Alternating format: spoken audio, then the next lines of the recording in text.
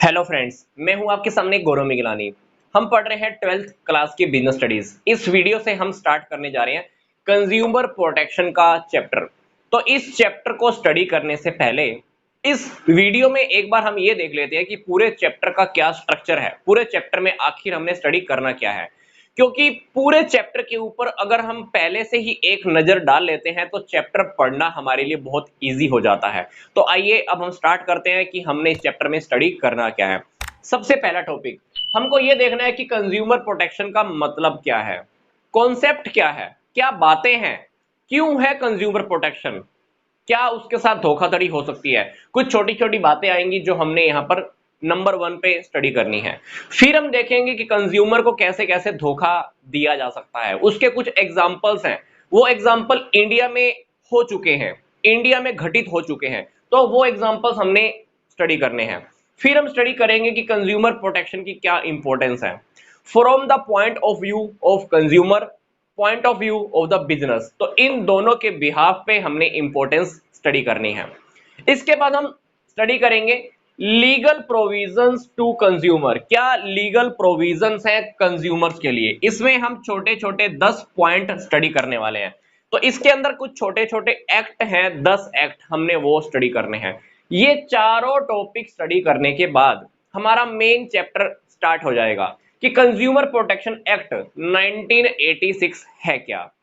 फिर हम स्टडी करेंगे कि इसके साइलेंट फीचर क्या है, मतलब कंज्यूमर प्रोटेक्शन एक्ट की खास बात क्या है, इसका स्कोप क्या है।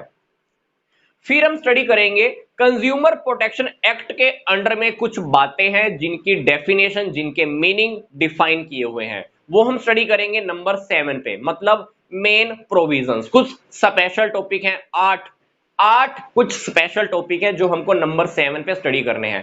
कंज्यूमर का मीनिंग क्या है, गुड्स का मीनिंग क्या है, सर्विसेज का मीनिंग क्या है, धोखा होने का मतलब क्या है, वो उसको बचाया कैसे जा सकता है, केस कैसे फाइल कर सकता है। तो ये छोटी छोटी बातें हैं जो हमको नंबर 7 पे स्टडी करनी है। फिर हम स्टडी करेंगे कि कंज्यूमर के कौन कौन से राइट्स हैं। पहले थे हमारे पास 6 राइट, 2 राइट्स और अवेलेबल हो चुके हैं। तो ये राइट्स किसके हैं, कंज्यूमर के। फिर हम देखेंगे कि कंज्यूमर्स की क्या रिस्पॉन्सिबिलिटीज है, उत्तरदायित्व। 7 छोटे छोटे पॉइंट जो बहुत इंपॉर्टेंट है हमको स्टडी करने हैं। इसके बाद हम स्टडी करेंगे ways and means of consumer protection. 5 छोटी छोटी बातें, छोटे छोटे पॉइंट हमने डिस्कस करने हैं। इसके बाद हमारा बेस, बहुत इंपॉर्टेंट टॉपिक है ये, 3 टायर जुडिशियल मशीनरी और रिड्रेसल एजेंसीज। इसके अंदर सबसे पहले हम ये देखेंगे कि डिस्ट्रिक्ट फॉर्म क्या है, 6 छोटे छोटे point, state commission 5 points, national commission 5 point.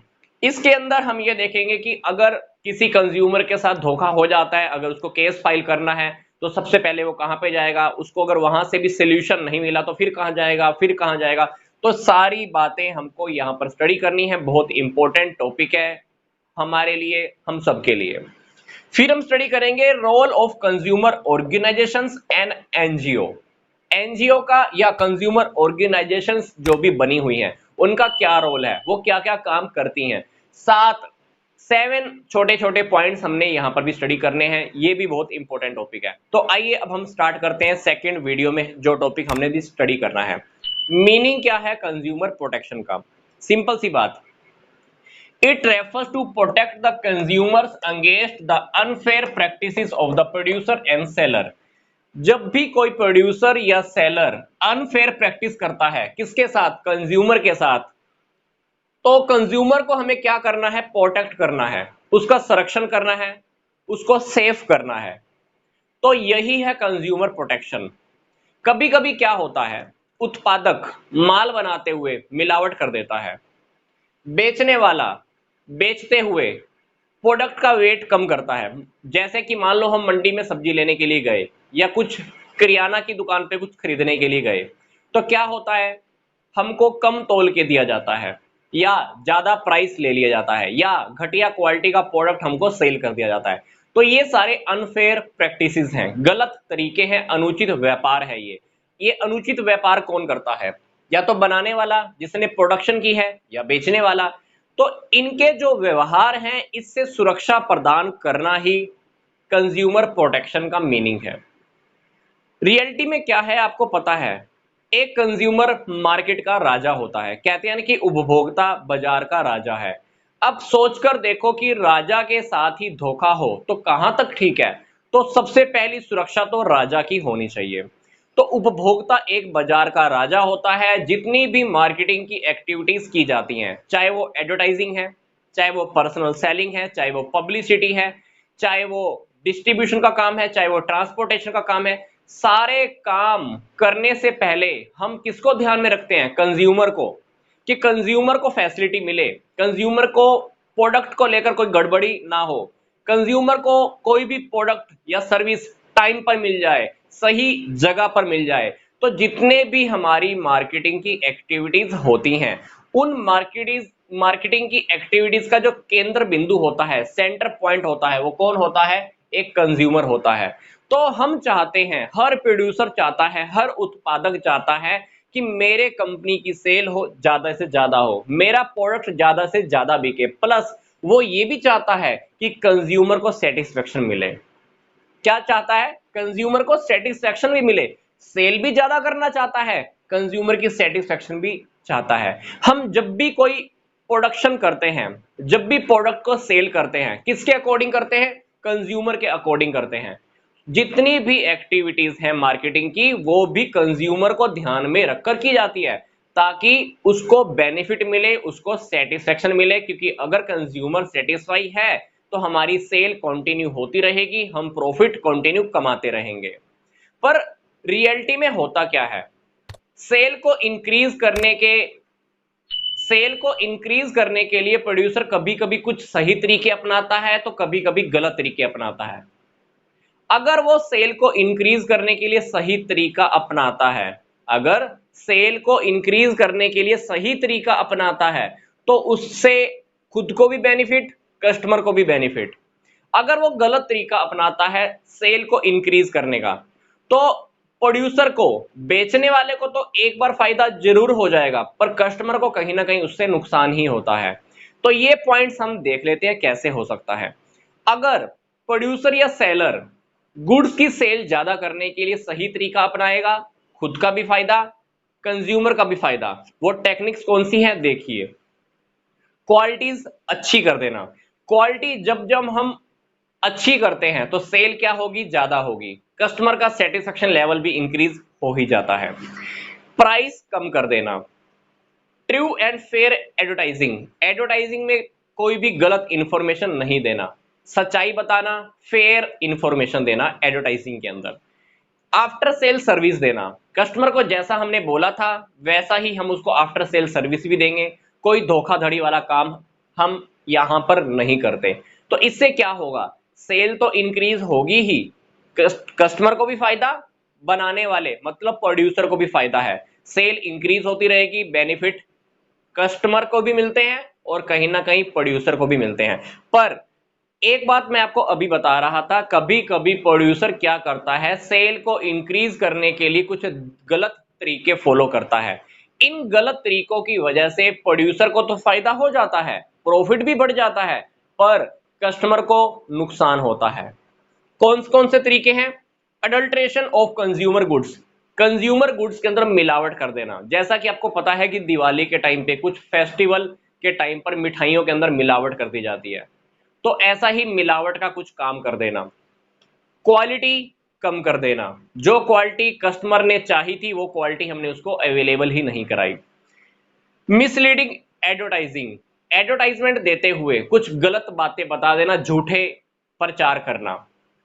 Short measures and underweight goods, goods मतलब बेचते हुए, प्रोडक्ट को सेल करते हुए उसको अंडरवेट करना है। जो एग्जांपल मैं आपको अभी दे रहा था, हम कहीं से कुछ खरीदने के लिए गए, खरीदना था 1 किलो, सामने वाले ने हमारे साथ धोखा किया, हमको सिर्फ 900 ग्राम दे दिया।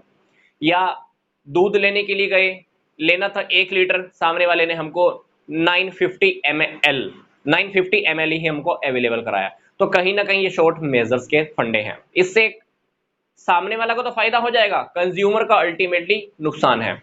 इसी तरह से creation of artificial scarcity of the hoarding of goods, हम कभी कभी गुड्स की कहीं पर स्टोर कर लेते हैं, गुड्स को हमने गोडाउन में स्टोर कर लिया, मार्केट में ये दिखा दिया कि सेल करने के लिए प्रोडक्ट ही नहीं है, तो कहीं ना कहीं हम क्या करते हैं, बनावटी ऐसा पैदा कर देते हैं कि प्रोडक्ट मार्केट में सप्लाई करने के लिए है ही नहीं।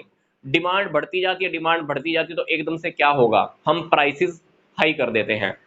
लॉकडाउन में भी ऐसा हुआ, लोगों के पास सेल करने के लिए था, फिर भी उन्होंने बहुत सारा गुड्स स्टॉक करके रखा।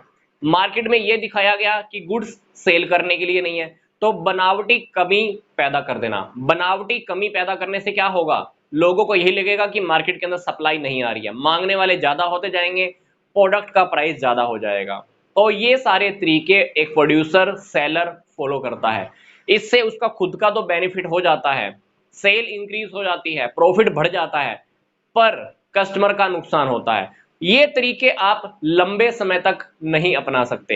एक बार तो आप धोखा दे दोगे कस्टमर्स को, पर लंबे समय के लिए कस्टमर को धोखा देना पॉसिबल नहीं होता है। तो कंज्यूमर को बचाया कैसे जाए, इन धोखाधड़ी वाले तरीकों से, अनफेयर प्रैक्टिसेस से बचाया कैसे जाए, तो इन सारी बातों का जवाब कंज्यूमर प्रोटेक्शन एक्ट 1986 में दिया हुआ है। इन सारी बातों का जवाब कहां पे दिया हुआ है, कंज्यूमर प्रोटेक्शन एक्ट 1986 में। तो आई होप ये टॉपिक आपको अच्छे से समझ में आ गया होगा कि कंज्यूमर प्रोटेक्शन का मीनिंग क्या है, क्या कॉन्सेप्ट है। कंज्यूमर को लेकर जो भी मार्केटिंग एक्टिविटीज की जाती हैं वो कंज्यूमर को फोकस रख के की जाती हैं। फिर कौन कौन से फंडे ऐसे हैं जिससे सेल भी इंक्रीज होती है, कस्टमर को भी फायदा होता है, कस्टमर सेटिस्फेक्शन भी होती है, हमारी सेल भी इंक्रीज होगी, हमारा प्रॉफिट भी बढ़ेगा। और कुछ काम ऐसे हैं जिससे प्रोड्यूसर को तो फायदा हो जाएगा, खुद की तो सेल बढ़ जाएगी, खुद को तो प्रॉफिट मिल जाएगा, पर कस्टमर को नुकसान होता है। कस्टमर को इन तरीकों से कैसे बचाया जाए, इन सारी बातों के जवाब मैं आपके सामने फिर से रिपीट कर रहा हूं, कंज्यूमर प्रोटेक्शन एक्ट 1986 में दिए हुए हैं। तो आइए अब हम स्टडी करते हैं some examples of consumer exploitation in India. Bharat में भी कस्टमर्स के साथ हुए कुछ शोषण के उदाहरण। पहला उदाहरण, पहला एग्जांपल, एक कार के टायर्स का एडवर्टाइजमेंट दिया गया था जिसमें यह दावा किया गया था कि ये टायर्स 25,000 किलोमीटर चलेंगे, जबकि ये सिर्फ कितने चल पाए, 5,000 किलोमीटर। दूसरा एग्जांपल, एक वॉशिंग पाउडर का एग्जांपल दिया गया था जिसमें एडवर्टाइजमेंट में कहा गया कि एक चम्मच वॉशिंग पाउडर अगर एक बाल्टी पानी में डाल दिया जाए, एक बाल्टी पानी के अंदर डाल दिया जाए तो उससे बहुत सारे कपड़े धुल सकते हैं, बाल्टी भरकर कपड़े आप धो सकते हो। जबकि सच्चाई ये थी कि इससे सिर्फ 2 ही कपड़ों की सफाई अच्छे से हो पाई। तो दावा झूठा निकला, कस्टमर्स के साथ कहीं ना कहीं धोखा हुआ। तीसरा जो एग्जांपल है सिगरेट का, एक सिगरेट की एडवर्टाइजिंग में यह कहा गया था कि इस सिगरेट में टार और निकोटीन की जो मात्रा है बिल्कुल कम है, जबकि टेस्ट किया गया, यही पाया गया कि इस सिगरेट में टार और निकोटीन की मात्रा उतनी ही थी जितनी की बाकी की सिगरेट्स में होती है। तो कहीं ना कहीं कस्टमर्स को धोखा देने के लिए, अपना प्रोडक्ट ज्यादा सेल करने के लिए कंपनी ने ऐसा एडवर्टाइजिंग में कहा। चौथा एग्जांपल, कुछ कपड़े ऐसे हैं जिनका एडवर्टाइजमेंट कराया गया तो यह बोला गया कि इन कपड़ों को प्रेस करने की जरूरत नहीं है, सिले सिलाई कपड़े थे, प्रेस करने की जरूरत नहीं है, ऐसा कहा गया। जबकि यह दावा भी झूठा पाया गया, क्योंकि कपड़ों को जब यूज किया गया तो वो कहीं ना कहीं खराब हो ही जाते थे, प्रेस की जरूरत उनको पड़ ही रही थी, तो यह दावा भी झूठा मिला। नेक्स्ट एग्जांपल है सनफ्लावर ऑयल का, सूरजमुखी का तेल। एक कंपनी ने दावा किया था कि इस ऑयल के अंदर विटामिन, मिनरल्स और प्रोटीन की भरपूर मात्रा है। ये एडवर्टाइजिंग एक नेशनल न्यूज़पेपर में दी गई थी, जबकि ये दावा भी झूठा पाया गया। इसी तरह से ही एक पॉलीकॉटन, पॉलीकॉटन वर्ड यूज किया जाता है कपड़ों के ऊपर। रियलिटी में पॉली का मीनिंग क्या होता है, पॉलिनोसिक, मतलब एक पदार्थ दूसरे पदार्थ से सस्ता, मतलब एक ऐसा कॉटन, या ऐसा कह लीजिए कि एक ऐसा कॉटन है जो घटिया क्वालिटी का है, जो बिल्कुल सस्ता है। ऐसी नॉलेज कस्टमर्स को नहीं होती है, क्योंकि वो कपड़े के ऊपर क्या देख लेते हैं, पॉलीकॉटन, पॉलिस्टर से कंपैरिजन कर लेते हैं, तो कहीं ना कहीं कस्टमर्स के साथ धोखा होता ही है। पॉली का मीनिंग क्या है, फिर से बता रहा हूं, एक पदार्थ, एक जो प्रोडक्ट की जो क्वालिटी है पहले वाले प्रोडक्ट से भी काफी सस्ती है, कस्टमर्स को नॉलेज नहीं होती है तो उनके साथ कहीं ना कहीं धोखा होता ही है। नेक्स्ट एग्जांपल है हमारा इंस्टेंट नूडल्स। जैसे हम नूडल्स खाते हैं, इंस्टेंट नूडल्स की जो पहले पैकिंग आती थी, स्टैंडर्ड पैकिंग हर कंपनी के लिए फिक्स की हुई थी कि आपको पैकिंग के अंदर सिर्फ 100 ग्राम ही नूडल्स डालने हैं, स्टैंडर्ड पैकिंग। पर कुछ कंपनीज की पैकिंग के अंदर नूडल्स की मात्रा 80 ग्राम पाई गई, सिर्फ 80 ग्राम। तो कहीं ना कहीं कस्टमर्स के साथ धोखा हो रहा था। अगला एग्जांपल, एक लेडी अपेंडिक्स का ऑपरेशन कराने के लिए हॉस्पिटल जाती है। पेट में एक प्रॉब्लम होती है जिसको हम बोलते हैं अपेंडिक्स। पर डॉक्टर ने क्या किया, ऑपरेशन के टाइम पर निकालना अपेंडिक्स था, पर ऑपरेशन के टाइम पर गाल ब्लेडर निकाल दिया, तो उस लेडी की वहीं पर डेथ हो जाती है। तो ये भी कंज्यूमर एक्सप्लॉयटेशन का एग्जाम्पल है। तो ये सारे एग्जाम्पल हैं जो हमारे सामने भी कभी कभी आते हैं, हम देखते भी हैं। दुकान पर खरीदने के लिए गए, 1 लीटर दूध लेना था, सामने वाले ने हमको 950 ml दे दिया। 1 किलो चीनी लेने के लिए गए, सामने वाले ने हमको तोल कर 900 ग्राम दे दी। कुछ खरीदने के लिए मंडी में सब्जी जाते हैं तो वहां पर भी कहीं ना कहीं हमारे साथ धोखाधड़ी हो जाती है। तो ये सारे एग्जाम्पल एक कस्टमर्स के साथ होने वाले शोषण के हैं। मतलब कस्टमर के साथ जहां पर भी धोखाधड़ी होती है वो सारी कंज्यूमर एक्सप्लॉयटेशन के अंडर में आती है। तो इससे संरक्षण कैसे मिले, कंज्यूमर का बचाव कैसे हो, इन सारी बातों के जवाब कंज्यूमर प्रोटेक्शन एक्ट 1986 में दिए हुए हैं। तो जैसे जैसे हम चैप्टर में आगे बढ़ रहे हैं हमको अपनी बातों के जवाब मिल जाएंगे कि अगर रियल लाइफ में हमारे साथ भी ऐसा कोई धोखा होता है तो हम इसके अगेंस्ट, इसके खिलाफ आवाज कैसे उठा सकते हैं। तो आइए अब हम इस वीडियो में बात करने जा रहे हैं कि कंज्यूमर प्रोटेक्शन की क्या इंपॉर्टेंस है। सिंपल सी बात है, एक कस्टमर बाजार का राजा कहा जाता है। अगर हम इस राजा को सम्मान ना दें, इस राजा की रिस्पेक्ट ना करें, तो रह क्या जाएगा। इस राजा को अगर हम मार्केट में से गायब कर दें तो मार्केट किस काम की, खरीदेगा कौन, बनाएंगे हम किसके लिए, नहीं, कुछ भी पॉसिबल नहीं हो पाएगा। तो इस कस्टमर की, इस कंज्यूमर की, इस ग्राहक की सुरक्षा करनी हमारे हाथ में है, इसको प्रोटेक्शन देना हमारा काम है। क्योंकि अगर हम इसको प्रोटेक्शन देंगे तो इससे एक कस्टमर का भी फायदा है, बिजनेस का भी फायदा है। क्योंकि मान लीजिए हमने कस्टमर को गलत प्रोडक्ट बेचा, प्राइस ज्यादा ले लिया या मिलावट कर दी उसके प्रोडक्ट में, एक बार तो हम उसको धोखे से प्रोडक्ट बेच देंगे, पर सोच के देखिए क्या वो आपका प्रोडक्ट अगली बार खरीद लेगा, नहीं, आपके बिजनेस को ही नुकसान होने वाला है। क्योंकि अगर एक कस्टमर सेटिस्फाई होता है, हमारा प्रोडक्ट खरीदने के लिए वो बार बार आता है, हमारा प्रोडक्ट बार बार बिकेगा, सेल बढ़ेगी, प्रॉफिट बढ़ेगा, बिजनेस लंबे समय तक चल सकता है। तो कस्टमर को सेटिस्फाई करना बहुत जरूरी है। तो इसीलिए कंज्यूमर प्रोटेक्शन की इंपॉर्टेंस है कि अगर हम एक कंज्यूमर को प्रोटेक्ट कर देते हैं, उसको सुरक्षा दे देते हैं, तो उसको तो फायदा होगा ही, एक कस्टमर को तो फायदा होगा ही, बिजनेस को भी फायदा होगा। तो इसलिए हम इस टॉपिक को दो भागों में, दो पार्ट्स में डिवाइड कर रहे हैं। कंज्यूमर प्रोटेक्शन की इंपॉर्टेंस, एक कस्टमर के लिए क्या है, बिजनेस के लिए क्या है। तो सबसे पहले हम डिस्कस करते हैं कि कंज्यूमर के लिए, कस्टमर के लिए क्या इंपॉर्टेंस है कंज्यूमर प्रोटेक्शन की। सिंपल सी बात, 3 पॉइंट हमने कस्टमर के पॉइंट ऑफ व्यू से हमने डिस्कस करने हैं। तो पहला पॉइंट है कंज्यूमर इग्नोरेंस। हमारी लाइफ में अक्सर होता क्या है, हम अपने अधिकारों को अनदेखा करते हैं, अधिकारों को प्रयोग करना सीखते ही नहीं है। ये पता होते भी कि इस बात के अगेंस्ट हम अपनी आवाज उठा सकते हैं, फिर भी हम अपनी आवाज नहीं उठाते हैं। दो प्रकार के लोग होते हैं, एक जिनको अपने अधिकारों के बारे में पता होता है, दूसरे वो जिनको अधिकारों के बारे में पता नहीं होता है। जिनको नहीं पता है उनको भी हमने जगाना है, जिनको अपने अधिकारों के बारे में पता है उनको भी जगाना है। अभी कंज्यूमर प्रोटेक्शन एक्ट जो भी बना हुआ है, कंज्यूमर प्रोटेक्शन की जो इंपॉर्टेंस है वो इसी बात पर जोर देती है कि हमें कस्टमर्स के अधिकारों को उनसे अवगत कराना है, उनको बताना है कि ये आपका अधिकार है। अदरवाइज क्या होता है, जब भी हमारा समाज में, मार्केट में शोषण होता है, जीवन में शोषण होता है, कोई हमारे साथ गलत करता है, हमको हमेशा जीवन में यही लगता है कि ये जिंदगी में एक हिस्सा है, ये मेरी जिंदगी का एक हिस्सा है, हम ये मानकर चलते हैं और अपने अधिकारों का प्रयोग ही नहीं करते। कभी भी उस अन्याय के खिलाफ हम आवाज ही नहीं उठाते हैं। तो कंज्यूमर प्रोटेक्शन की जो पहली इंपॉर्टेंस है वो इसलिए बनी हुई है कि हम कस्टमर को जागृत करें, उनको जगाएं कि आप अपने अधिकारों का प्रयोग करें।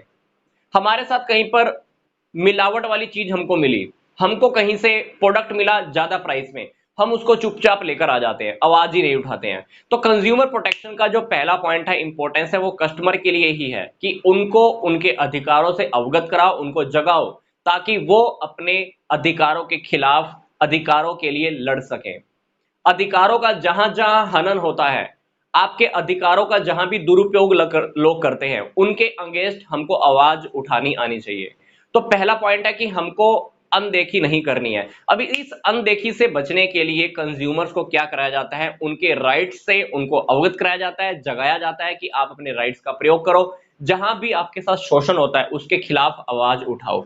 तो हम अपने राइट्स के लिए अवेयर नहीं होते हैं, अवेयर होते भी हैं तब भी हम आवाज नहीं उठाते हैं, अपनी वॉइस को उठाते नहीं हैं। तो ये हम अपनी लाइफ का या मार्केट का पार्ट लेके चलते हैं, हमको लगता है कि हमारी जिंदगी का हिस्सा है, या हमारी मार्केट के अंदर ऐसे ऐसे शोषण होते ही रहते हैं और हम चुपचाप सहते रहते हैं। तो कंज्यूमर प्रोटेक्शन क्या करता है, लोगों को एजुकेट करता है, शिक्षा देता है, आप अपने अधिकारों के लिए लड़ो, गलत के खिलाफ आवाज उठाओ, पहला पॉइंट। दूसरा पॉइंट है अनऑर्गेनाइज्ड कंज्यूमर। आजकल हम सब लोग ना असंगठित होकर रहने लगे हैं, हम सब लोग मिलकर नहीं रहते हैं। सोचकर देखो कि अगर हमने किसी को एक थप्पड़ लगाना हो एक उंगली से, क्या उसको लगा पाओगे? नहीं। दो से नहीं। अगर किसी को थप्पड़ लगाना हो तो कैसे, पूरे हाथ का हमें प्रयोग करना होगा। इसी तरह से ही अगर हमको अपने अधिकारों के लिए लड़ना है तो हमको क्या करना होगा, सबको मिलके आवाज उठानी होगी। क्योंकि अगर हम सब मिलकर आवाज उठाएंगे तो हमको किसी बाहर के कानून की भी जरूरत नहीं होती है। मान लो आपके साथ मार्केट में कुछ गलत हुआ, अगर एक व्यक्ति अकेला आवाज उठाता है तो उसकी आवाज को दबा दिया जाता है, कोई सुनता नहीं है, कोई कार्रवाई नहीं होती है। पर अगर सभी लोग मिल जाते हैं, सभी उपभोक्ता एक साथ मिलकर शोषण के विरुद्ध अगर आवाज उठाते हैं तो कहीं ना कहीं उसका एक्शन लिया जाता है, कार्रवाई होती है, न्याय मिलता ही है, जस्टिस होता ही है।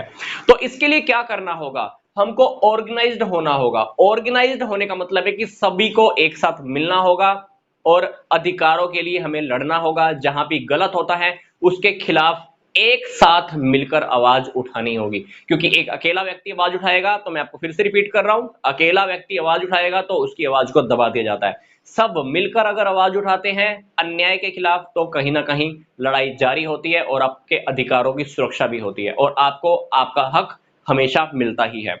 तीसरा पॉइंट है wide spread exploitation of consumers. Consumer के साथ कहीं ना कहीं आजकल शोषण हो ही रहा है, बहुत बड़े लेवल पे हो रहा है। मिलावट कर देना, घटिया क्वालिटी की चीजें, मिसलीडिंग एडवर्टाइजिंग, गलत तरीकों की एडवर्टाइजिंग, गलत गलत बातें प्रेजेंट करना, झूठी बातें बताना, कस्टमर को अपने झांसे में फंसा लेना। आप कहीं प्रोडक्ट खरीदने के लिए गए, मंडी में कुछ खरीदने के लिए गए, सब्जी खरीदने के लिए गए, उसका वेट आपको कम दे देना। कहीं से पैकेट खरीदा आपने 1 किलो का, उसमें मान लो 950 ग्राम या 970 ग्राम निकला। या कहीं पर आप कुछ लेने के लिए गए लीटर में, तो आपको कम मेजर करके दिया गया। इसी तरह से ही काला बाजारी भी होती है। किस तरह, जैसे कि कोरोना के टाइम पर प्रोडक्ट अवेलेबल था मार्केट में, पर कुछ लोगों ने क्या किया, प्रोडक्ट को मार्केट से हटाकर साइड में स्टॉक कर लिया, प्रोडक्ट को सेल करना बंद कर दिया गया। स्टॉक होने की वजह से क्या हुआ, मार्केट में तो प्रोडक्ट नहीं उतर रहा, अभी मार्केट में मांगने वालों की डिमांड ज्यादा हो गई। अब प्रोडक्ट खरीदने के लिए वो लोग रेडी थे जो ज्यादा प्राइस देने के लिए भी तैयार थे। तो प्रोडक्ट अवेलेबल किनको हुआ, जो ज्यादा प्राइस दे सकते थे। तो इसको हम बोलते हैं कि हम एक होर्डिंग कर लेते हैं गुड्स की, अलग से डिमांड ज्यादा हो जाती है, प्राइस फिर ज्यादा करके बेचते हैं। एक बनावटी कमी पैदा कर देते हैं कि हमारे पास जैसे कि प्रोडक्ट बेचने के लिए है ही नहीं। तो इससे क्या होता है, उपभोक्ता को नुकसान होता है। जो प्राइस उसको नॉर्मल पे करना था, अब उसको प्राइस ज्यादा पे करना पड़ेगा, तो कहीं ना कहीं लोगों को प्रॉब्लम तो होती ही है। तो इन सब से सुरक्षा देना, इन सारी प्रॉब्लम से उनको निजात दिलाना, सेफ्टी देना उनको, तो इसीलिए कंज्यूमर प्रोटेक्शन की बहुत जरूरत है, ताकि लोगों को जगाया जाए, उनके अधिकारों से उनको अवगत कराया जाए। तो 3 टॉपिक हमने स्टडी किए कि कंज्यूमर के पॉइंट ऑफ व्यू से कंज्यूमर प्रोटेक्शन की क्यों जरूरत है। इस वीडियो में हम डिस्कस करेंगे कंज्यूमर प्रोटेक्शन की ही क्या इंपॉर्टेंस है बिजनेस के पॉइंट ऑफ व्यू से। सिंपल सी बात है, देखो मार्केट में से अगर हम एक कस्टमर को गायब कर दें तो मार्केट का कोई मतलब नहीं रह जाता। हम मार्केट में प्रोडक्ट सेल किसको करेंगे, कस्टमर तो है ही नहीं। तो कस्टमर को प्रोटेक्शन देना बहुत जरूरी है। तो कस्टमर के लिए क्या बेनिफिट है कंज्यूमर प्रोटेक्शन की, पीछे वाली वीडियो में देखा। अब बिजनेस के लिए क्या बेनिफिट है कंज्यूमर प्रोटेक्शन की, इस वीडियो में अब हम डिस्कस करेंगे। क्योंकि अगर कस्टमर ही नहीं है तो बिजनेस का भी क्या मोटिव रहेगा, बिजनेस का भी क्या टारगेट रहेगा, क्या करेंगे हम बिजनेस करके। तो बिजनेस डिपेंड करता है कस्टमर के ऊपर। तो हम देखते हैं कि बिजनेस के लिए क्या इंपॉर्टेंस है कंज्यूमर प्रोटेक्शन की। तो सबसे पहला जो हमारा पॉइंट है, long term interest of the business. Her business चाहता है कि मैं बहुत लंबे समय तक चलूं, मेरा प्रोडक्ट सेल होता रहे, प्रॉफिट कमाता चलूं। ये तभी पॉसिबल हो पाएगा जब आप कस्टमर्स को सेटिस्फाई कर देते हो। क्योंकि अगर कस्टमर सेटिस्फाई है तो वो बार बार आपके प्रोडक्ट को परचेज करेगा, दूसरे लोगों को भी रिकमेंड करेगा कि भाई इसी कंपनी का प्रोडक्ट खरीदियो। तो क्या होगा, हमारी सेल इंक्रीज होगी, सेल इंक्रीज होगी तो प्रॉफिट बढ़ेंगे, प्रॉफिट बढ़ेंगे तो हम काफी लंबे समय तक बिजनेस कर सकते हैं। तो अल्टीमेटली एक कस्टमर को सेटिस्फाई करने का काम किसका होता है, बिजनेस का होता है। जो मैक्सिमम सर्विसेज आप कस्टमर को दे सकते हैं दीजिए, कस्टमर को जितना आप सेटिस्फाई कर सकते हैं कीजिए। तो कस्टमर को सेटिस्फाई आप तभी कर पाओगे जब तक आप कोई भी गड़बड़ नहीं कर रहे कस्टमर के साथ। जिस दिन आपने कस्टमर्स के साथ गड़बड़ करनी स्टार्ट कर दी, कस्टमर सेटिस्फाई नहीं होगा, प्रोडक्ट परचेज नहीं करेगा। तो कस्टमर को सेटिस्फाई करने का काम कैसे हो सकता है, कंज्यूमर प्रोटेक्शन से। क्योंकि कंज्यूमर प्रोटेक्शन के अंदर सारी बातें लिखी हुई हैं। कंज्यूमर प्रोटेक्शन हमको बताता है कि हमको मिलावट नहीं करनी, प्राइसेस फेयर रखने हैं, गड़बड़ नहीं करनी, मिसलीडिंग एडवर्टाइजिंग नहीं करनी। इससे क्या रहेगा, कस्टमर सेटिस्फाई रहेगा, हमारा प्रोडक्ट खरीदता रहेगा। Next point, business use society resources. हमको पता है कि जब भी हम कोई बिजनेस स्टार्ट करते हैं तो हम सोसाइटी से ही सारी रिसोर्सेज लेते हैं, चाहे वो मनी है, चाहे वो लेबर है, चाहे वो मशीन है, चाहे वो कुछ भी है, वट जो भी हम यूज करते हैं बिजनेस में, ये सारे रिसोर्सेज कहां से आते हैं, सोसाइटी से आते हैं। अब सोचकर देखिए कि जब हम इतने सारी चीजें सोसाइटी से ले रहे हैं तो क्या हमारी कोई रिस्पॉन्सिबिलिटी नहीं बनती कि सोसाइटी को हम रिटर्न में कुछ दें। तो हमारा ये ड्यूटी है, क्या ड्यूटी है हमारा, कि हम सोसाइटी को सेटिस्फाई करें, सोसाइटी के साथ गलत ना करें, मिलावट वाली चीजें ना दें, प्राइसेस फेयर रखें, घटिया क्वालिटी का प्रोडक्ट सेल ना करें। तो हमारा ये ड्यूटी बनता है कि सोसाइटी से ही हम सब कुछ ले रहे हैं। तो अगर सोसाइटी को अगर आप कुछ रिटर्न में देना चाहते हो तो कम से कम उनके साथ कोई गड़बड़ मत करो, उपभोक्ताओं का शोषण मत करो। तो ये तभी पॉसिबल हो पाएगा जब हम कंज्यूमर प्रोटेक्शन के बारे में जानते हैं, जब हम कंज्यूमर्स के साथ कुछ गड़बड़ नहीं करते हैं। क्योंकि मान लो हमने सोसाइटी के साथ गड़बड़ करना स्टार्ट कर दिया तो सोच कर देखो, क्या आपके पास लेबर काम करने के लिए आएगी, क्या कोई आपकी फर्म में मनी इन्वेस्ट करेगा, नहीं। क्या कोई आपको मशीन सेल कर देगा, नहीं। क्योंकि मशीन अगर आपको किसी ने सेल कर भी दी, सोसाइटी के साथ हम गड़बड़ कर भी रहे हैं, तो क्या हम प्रोडक्शन कर पाएंगे, क्या हमारा प्रोडक्ट सेल हो पाएगा, नहीं। तो सोसाइटी को भी हमें रिटर्न में कुछ देना होता है, क्योंकि सोसाइटी से ही तो हम सब कुछ लेते हैं। नेक्स्ट हमारा पॉइंट है सोशल रिस्पॉन्सिबिलिटी। हमारे ऊपर एक सामाजिक उत्तरदायित्व भी होता है, क्योंकि हम काफी सारे पार्टीज से कांटेक्ट में रहते हैं।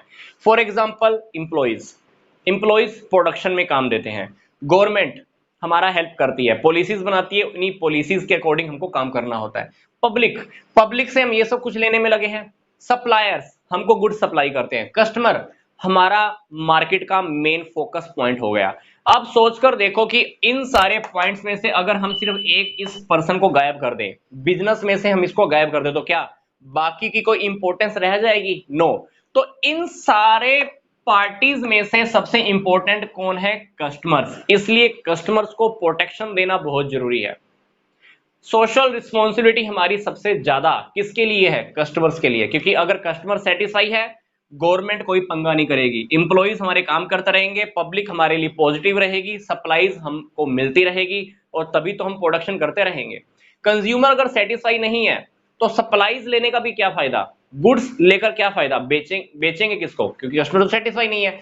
पब्लिक क्या करेगी, पब्लिक हमारे लिए नेगेटिव व्यू रखेगी क्योंकि कस्टमर्स को हमने सेटिस्फाई नहीं किया।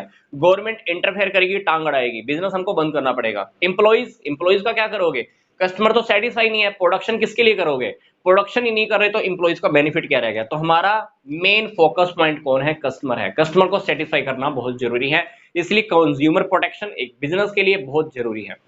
नेक्स्ट पॉइंट है मोरल जस्टिफिकेशन।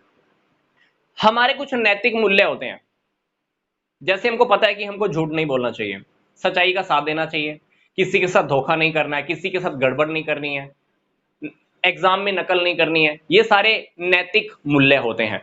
बिजनेस के भी कुछ नैतिक मूल्य होते हैं। अगर आप बिजनेस करते हो तो हमको मिलावट वाली चीज नहीं बेचनी, प्राइस ज्यादा नहीं लेने, मिसलीडिंग एडवर्टाइजिंग, गलत एडवर्टाइजमेंट नहीं करानी, किसी को झूठी बात बताकर प्रोडक्ट सेल नहीं करना। ये बिजनेस के मोरल वैल्यूज होती हैं, मोरल वैल्यूज होती हैं। मोरल जस्टिफिकेशन के अंदर हमको अडल्ट्रेशन नहीं करना, घटिया किस्म का माल नहीं बेचना, एडवर्टाइजिंग गलत नहीं करवानी, जमाखोरी नहीं करनी, बनावटी कमी नहीं दिखानी, वेट कम करके नहीं देना, मेजरमेंट हमको कम करके नहीं देनी, मतलब कस्टमर के साथ हमको धोखाधड़ी करने वाली कोई भी टेक्निक को फॉलो नहीं करना चाहिए। ये मोरल वैल्यू होती है हर इंसान की, हर बिजनेस की, नैतिक मूल्य। तो नैतिक मूल्यों को पालन करना अगर आप करते हो, अगर कोई बिजनेस इन मोरल वैल्यूज को फॉलो करता है तो इसका मतलब है कि वो कंज्यूमर की प्रोटेक्शन के लिए सोच रहा है, कंज्यूमर्स के लिए, कंज्यूमर के बेनिफिट के लिए काम कर रहा है। तो इसलिए हमारा जो कंज्यूमर प्रोटेक्शन है बना हुआ है। नेक्स्ट है गवर्नमेंट इंटरवेंशन। गवर्नमेंट आपके बिजनेस में कब इंटरफेयर करती है, जब हम बिजनेस के आड़ में आकर कस्टमर्स के साथ कुछ गड़बड़ करते हैं, बिजनेस टांगड़ आएगी। हमने कस्टमर्स के साथ गड़बड़ की, मिलावट वाली चीजें दी, कुछ लोग मिलकर आपके बिजनेस के अगेंस्ट आवाज उठाएंगे, आवाज नहीं सुनी जाएगी तो वो गवर्नमेंट के पास जाएंगे, गवर्नमेंट को टांग अड़ानी पड़ेगी बीच में, गवर्नमेंट इंटरफेयर करेगी। और जिस बिजनेस में गवर्नमेंट इंटरफेयर करती है, आप ये मानकर चलना कि उस बिजनेस की गुडविल साख हमेशा कमी ही होती है। तो अगर आप चाहते हो कि गवर्नमेंट इंटरफेयर ना करे, कंज्यूमर प्रोटेक्शन की तरह काम करते रहो, कंज्यूमर्स के बेनिफिट के लिए काम करते रहो, कंज्यूमर प्रोटेक्शन को ध्यान में रखो, बस इतनी सी बात है। तो गवर्नमेंट इंटरफेयर ना करे, हमारी गुडविल बनी रहे, तो कंज्यूमर प्रोटेक्शन को फॉलो करना बहुत जरूरी है। उपभोक्ताओं को सुरक्षा दो, कुछ गड़बड़ मत करो, झूठी एडवर्टाइजमेंट मत दो। तो ये सारे काम हमको करते रहना होगा।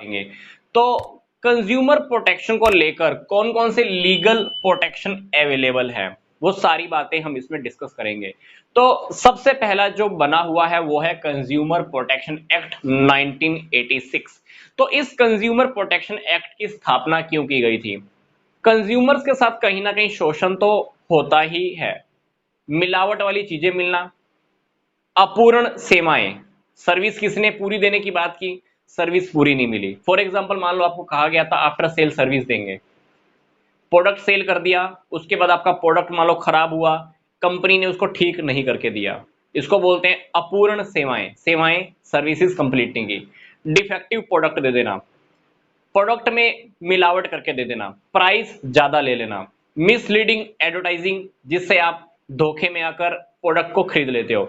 तो इन सभी से कस्टमर की सुरक्षा हो, इसके लिए कंज्यूमर प्रोटेक्शन एक्ट 1986 की स्थापना की गई थी। तो इस एक्ट का काम क्या है, कस्टमर्स को सुरक्षा देता है, अधिकारों से अवगत कराता है, कस्टमर्स अपने अधिकारों का प्रयोग करते रहें। तो अधिकारों का प्रयोग करने के लिए कंज्यूमर प्रोटेक्शन एक्ट 1986 के अंदर three tier judiciary, three tier machinery की भी स्थापना की गई है। इसके अंदर कस्टमर अपने अधिकारों के लिए district forum, state commission, national commission के अंदर जा सकता है। प्लस कंज्यूमर प्रोटेक्शन काउंसिल की भी स्थापना की गई है। कंज्यूमर प्रोटेक्शन काउंसिल क्या करती है, कंज्यूमर को प्रोटेक्शन दिलाने के लिए उनके फेवर में बात करती है, प्लस कंज्यूमर्स को एजुकेशन देने का काम करती है ताकि उनको अपने राइट्स का ज्ञान हो, अपने अधिकारों का उन्हें पता हो और अपने अधिकारों का एक कस्टमर सही प्रयोग करता रहे। तो डेफिनेटली जो कंज्यूमर प्रोटेक्शन एक्ट 1986 है बहुत ही पावरफुल है ये, जिसके अंडर में आप अपने अधिकारों को जान सकते हैं। अगर हमारे साथ कहीं पर गड़बड़ होती है तो इस एक्ट के अकॉर्डिंग आप बिजनेस पर केस भी कर सकते हो। तो इसके लिए आप state form, state commission, national commission और डिस्ट्रिक्ट फॉर्म की भी हेल्प ले सकते हो। अब हम डिस्कस करते हैं नेक्स्ट द कॉन्ट्रैक्ट एक्ट 1982। ये कॉन्ट्रैक्ट एक्ट क्या है, हम जब भी किसी पर्सन से कोई लीगली कॉन्ट्रैक्ट करते हैं, काम को करने का अनुबंध करते हैं, तो उस अनुबंध के ऊपर, उस कॉन्ट्रैक्ट के ऊपर ये एक्ट अपने आप ही अप्लाई हो जाता है। इस एक्ट के अंदर साफ साफ वो सब बातें लिखी हुई हैं जो कॉन्ट्रैक्ट करने वाले पार्टीज के राइट्स के बारे में बताती है। मान लो दो लोगों ने आपस में कॉन्ट्रैक्ट किया, दो पार्टीज है मान लो ए और बी, तो दोनों के क्या राइट्स हैं, दोनों की क्या रिस्पॉन्सिबिलिटीज हैं, अगर इन दोनों में से भी कोई गड़बड़ करता है तो दोनों एक दूसरे के अगेंस्ट क्या कर सकते हैं। प्लस इस एक्ट के अंदर वो सारी कंडीशंस भी लिखी हुई हैं कि अगर एक पार्टी दूसरे पार्टी के अगेंस्ट कुछ गड़बड़ करती है या कॉन्ट्रैक्ट पूरा नहीं करती है तो दूसरे वाली पार्टी को क्या अधिकार है, दूसरे वाली पार्टी को कैसे सुरक्षा मिलेगी। फॉर एग्जाम्पल ए और बी दोनों ने कॉन्ट्रैक्ट किया, ए ने कोई कॉन्ट्रैक्ट पूरा करना है, कंडीशंस अप्लाई थी, ए ने कॉन्ट्रैक्ट पूरा नहीं किया, तो इस एक्ट के अंदर लिखा हुआ है कि बी को सुरक्षा कैसे मिलेगी।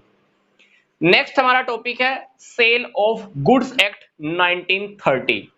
इस एक्ट के अंडर में ये बातें लिखी हुई हैं कि एक बायर को प्रोटेक्शन कैसे मिल सकती है अगर खरीदने वाले ने सेल की कंडीशंस के अकॉर्डिंग प्रोडक्ट को सेल नहीं किया। फॉर एग्जांपल मैंने आपको बताया था कि इस प्रोडक्ट के अंदर ऐसी ऐसी क्वालिटीज हैं, ये सब है, पर मैंने आपको प्रोडक्ट सेल कर दिया। प्रोडक्ट सेल करने के बाद आपको पता चला कि उस गुड्स में, उस प्रोडक्ट में ऐसी क्वालिटीज है ही नहीं। तो ये एक्ट बताता है कि गुड्स अगर हम परचेज करते हैं वो उस अकॉर्डिंग नहीं है जिस अकॉर्डिंग उसको सेल किया गया था, तो एक बायर को, खरीदने वाले को सुरक्षा कैसे मिलेगी। नेक्स्ट है द एसेंशियल कमोडिटीज एक्ट 1955।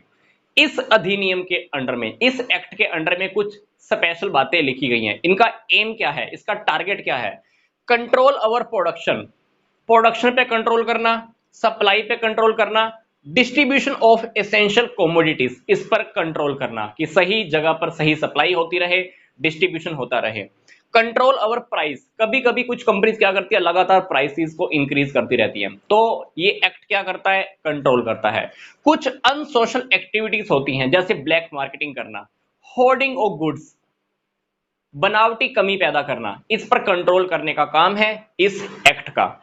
अब होर्डिंग ऑफ गुड्स क्या होता है, ये टॉपिक हमने पीछे वाली वीडियोस में एक दो बार डिस्कस कर लिया है, तो पीछे वाली वीडियोस में आप अच्छे से समझ सकते हैं। नेक्स्ट है हमारा द एग्रीकल्चर प्रोड्यूस, ब्रैकेट में लिखा हुआ है ग्रेडिंग एंड मार्केटिंग एक्ट 1937। इस एक्ट के अंडर में यह लिखा हुआ है कि एग्रीकल्चर की जो भी गुड्स हैं उनकी क्वालिटीज क्या होगी, क्वालिटीज के अकॉर्डिंग हमको उनको कैसे कैसे अलग अलग कैटेगराइज करना है। कैटेगराइज करने के लिए फिर उनको कुछ स्पेशल सिंबल भी दिए गए हैं। मान लो एग्रीकल्चर की मान लो 10 गुड्स हैं, अलग अलग है, अलग अलग क्वालिटीज हैं, तो हर क्वालिटीज की गुड्स पर उनके अकॉर्डिंग ही सिंबल लगा होता है। सिंबल हमने सबको अलग अलग दिए हैं ताकि हम प्रोडक्ट देखकर ही पहचान सकें कि इस प्रोडक्ट की क्वालिटी क्या है। तो स्पेशल प्रोविजंस भी कुछ दिए गए हैं इस एक्ट के अंडर में। कुछ स्पेशल गुणवत्ता को निर्धारित करने के लिए एक स्टैंडर्ड भी फिक्स किया गया है, एक स्पेशल मार्क भी दिया गया है जिसको बोला गया है एग मार्क, जिसको हम फुल फॉर्म में बोलते हैं एग्रीकल्चर मार्केटिंग। तो सिंपल सी बात है, जो एग्रीकल्चर प्रोड्यूस एक्ट है 1937, इसमें प्रोविजन है गुड्स की क्वालिटी को चेक करने का। एग्रीकल्चर की जो भी प्रोडक्शन होती है, प्रोडक्ट जो भी होता है उसकी क्वालिटी को चेक करने के प्रोविजन है। क्वालिटी वाइज प्रोडक्ट को हम कैटेगराइज करते हैं, कैटेगरी के अकॉर्डिंग हम उनके ऊपर स्पेशल सिंबल लगाते हैं ताकि प्रोडक्ट को पहचाना जा सके। और कुछ स्पेशल स्टैंडर्ड फिक्स करने के अकॉर्डिंग एक AGMARK मतलब एग्रीकल्चर मार्केटिंग का भी एक सिंबल दिया गया है। नेक्स्ट हमारा पॉइंट है the prevention of the food adulteration act 1954। मान लीजिए आपको कोई ऐसा प्रोडक्ट अवेलेबल हो गया जिसमें मिलावट है, तो आपको संरक्षण कैसे मिलेगा, आपको प्रोटेक्शन कैसे मिलेगी, इन सारी बातों के प्रोविजन इस एक्ट के अंडर में दिए हुए हैं। नेक्स्ट है हमारा the standards of the weights and measure act 1976। मान लीजिए हमको कहीं पर कोई ऐसा प्रोडक्ट मिलता है जिसमें वेट उसके अकॉर्डिंग नहीं है, कम माप कर या कम तोल कर कोई प्रोडक्ट दिया गया, तो हमें क्या करना है, उसके अगेंस्ट आवाज उठानी है। उससे रिलेटेड प्रोविजन, उससे रिलेटेड बातें इस एक्ट के अंडर में दी हुई हैं। नेक्स्ट है हमारा द ट्रेडमार्क एक्ट 1999। मतलब अगर कोई भी कंपनी या कोई मैन्युफैक्चरर ट्रेडमार्क का गलत उपयोग करता है, किसी कस्टमर को, किसी कंज्यूमर को अगर इसकी वजह से नुकसान हो जाता है, तो कस्टमर को कैसे प्रोटेक्शन दी जाए, इससे रिलेटेड प्रोविजन इस एक्ट के अंडर में दिए गए हैं। ट्रेडमार्क एक्ट 1999 से पहले इसकी जगह पर यह बना हुआ था, पर इसको अभी रिप्लेस कर दिया गया है। इसकी जगह पर द ट्रेडमार्क एक्ट 1999 आ गया है। नेक्स्ट है हमारा द कंपटीशन एक्ट 2002। पहले था monopolies and restrictive trade practices act 1969, पर इसको रिप्लेस कर दिया गया है। अब आ गया है कंपटीशन एक्ट 2002। इसके अंडर में क्या है? This act provides protection to the consumer against the activities hindering competition by businessman in the market. कभी कभी बिजनेसमैन क्या करते हैं, बाजार प्रतियोगिता में बाधा डालने वाली कुछ एक्टिविटीज करते हैं। उन एक्टिविटीज की वजह से कस्टमर को नुकसान होता है, तो कस्टमर्स को प्रोटेक्शन देनी बहुत जरूरी होती है। तो कस्टमर्स को प्रोटेक्शन देने से रिलेटेड प्रोविजन इस एक्ट के अंडर में दिए गए हैं। नेक्स्ट है हमारा the bureau of Indian standard act 1986। ये एक्ट क्या करता है? गुड्स की क्वालिटीज के स्टैंडर्ड फिक्स करता है, स्टैंडर्ड वाइज प्रोडक्ट को कैटेगराइज करता है, उन्हें आईएसआई का मार्क देता है। जो प्रोडक्ट हाई क्वालिटी का होता है डेफिनेटली उसको आईएसआई का मार्क दिया जाता है। किसी प्रोडक्ट के ऊपर अगर आईएसआई का मार्का लगा हुआ है तो मतलब वो प्रोडक्ट अच्छी क्वालिटी का है। फिर भी अगर आपको लगता है कि आपके साथ धोखा हुआ है आईएसआई के मार्का लगा होने के बावजूद भी, तो आप उस कंपनी के अगेंस्ट, उस प्रोडक्ट के अगेंस्ट केस फाइल कर सकते हो। इसके लिए ये एक्ट आपको आपसे कंप्लेन आपकी सुनता है। इसके लिए एक अलग से स्पेशल ग्रीवेंस सेल भी बनाई गई है, जिसमें आपको संरक्षण प्रदान किया जाता है, आपको प्रोटेक्ट किया जाता है, आपकी कंप्लेंट्स को सुना जाता है। तो आईएसआई मार्क देना बीआईएस स्कीम के अंडर में, प्लस इस एक्ट के अंडर में ब्यूरो ऑफ इंडियन स्टैंडर्ड को भी स्थापित किया गया है। इस वीडियो से अब हम स्टार्ट करने जा रहे हैं कंज्यूमर प्रोटेक्शन एक्ट 1986 के बारे में। मीनिंग समझेंगे, इंपॉर्टेंस समझेंगे, कंज्यूमर्स के क्या राइट्स होते हैं, क्या रिस्पॉन्सिबिलिटीज होती हैं, थ्री टायर मशीनरी क्या है, ये सारी बातें अब हमको इस वीडियो से ही आगे कंटिन्यू करनी है। तो सबसे पहले हम ये जान लेते हैं कि कंज्यूमर प्रोटेक्शन एक्ट 1986 है क्या।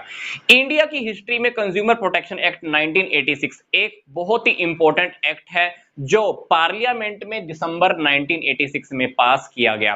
पर इसको पूरी ऑल इंडिया में कब एप्लीकेबल किया गया? 1 जुलाई 1987 को, जम्मू और कश्मीर को छोड़कर। इस एक्ट के अंडर में यह बताया गया है कि कंज्यूमर्स को प्रोटेक्ट कैसे करना है, कंज्यूमर के राइट्स की सुरक्षा कैसे करनी है, उनके अधिकारों को सुरक्षा कैसे देनी है। तो इस एक्ट के अंडर में सारी गुड्स और सर्विसेज को कवर किया गया है। एक बात मैं आपको फिर से रिपीट कर रहा हूं, ये एक्ट जम्मू और कश्मीर को छोड़कर पूरे भारत में अप्लाई किया गया है। सारी गुड्स और सर्विसेज को इस एक्ट के अंडर में डाला गया है। तो इस एक्ट के अंडर में 1993 और 2003 में कुछ और अमेंडमेंट्स भी की गई हैं। जैसे कि हम कुछ नया लेकर आते हैं तो कुछ कमियां आती हैं, कुछ नया ऐड भी करना होता है। तो यही ऐड करने का काम, कुछ रिमूव करने का काम 1993 और 2003 में किया गया है। इस एक्ट के अंडर में एक प्रोविजन दिया गया है जिसके अकॉर्डिंग कंज्यूमर प्रोटेक्शन काउंसिल्स की फॉर्मेशन की जा सकती है सेंटर और स्टेट लेवल पे। इस काउंसिल के मेंबर कौन हो सकते हैं? ऑफिशियल और नॉन ऑफिशियल। इस काउंसिल का टारगेट क्या है? कंज्यूमर्स के इंटरेस्ट की प्रोटेक्शन करना, मतलब कंज्यूमर्स के हितों की सुरक्षा करना, मतलब कंज्यूमर्स के साथ गड़बड़ ना हो, उनको जस्टिस दिलाना। इस एक्ट के अंडर में ये बातें बिल्कुल क्लियर लिखी गई हैं, बहुत अच्छे से एक्सप्लेन की गई हैं कि कंज्यूमर्स के राइट्स क्या होते हैं, कंज्यूमर्स के अधिकार क्या हैं। अब कंज्यूमर्स के जो राइट्स हैं, हम आने वाली वीडियोस में हम अलग से एक टॉपिक डिस्कस करेंगे। तो कंज्यूमर प्रोटेक्शन एक्ट 1986 बहुत ही इंपॉर्टेंट एक्ट है, जिसमें कंज्यूमर्स के राइट्स को कैसे प्रोटेक्ट किया जाए ये सब बातें बताई गई हैं। कंज्यूमर्स के क्या राइट्स होते हैं ये बातें भी बताई गई हैं। अब क्या हुआ है, कंज्यूमर प्रोटेक्शन एक्ट 2019 आ चुका है।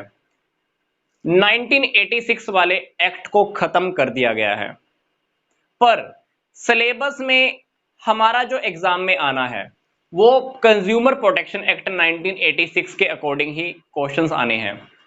पर हम थोड़ा सा जान लेते हैं कंज्यूमर प्रोटेक्शन एक्ट 2019 2019 है क्या?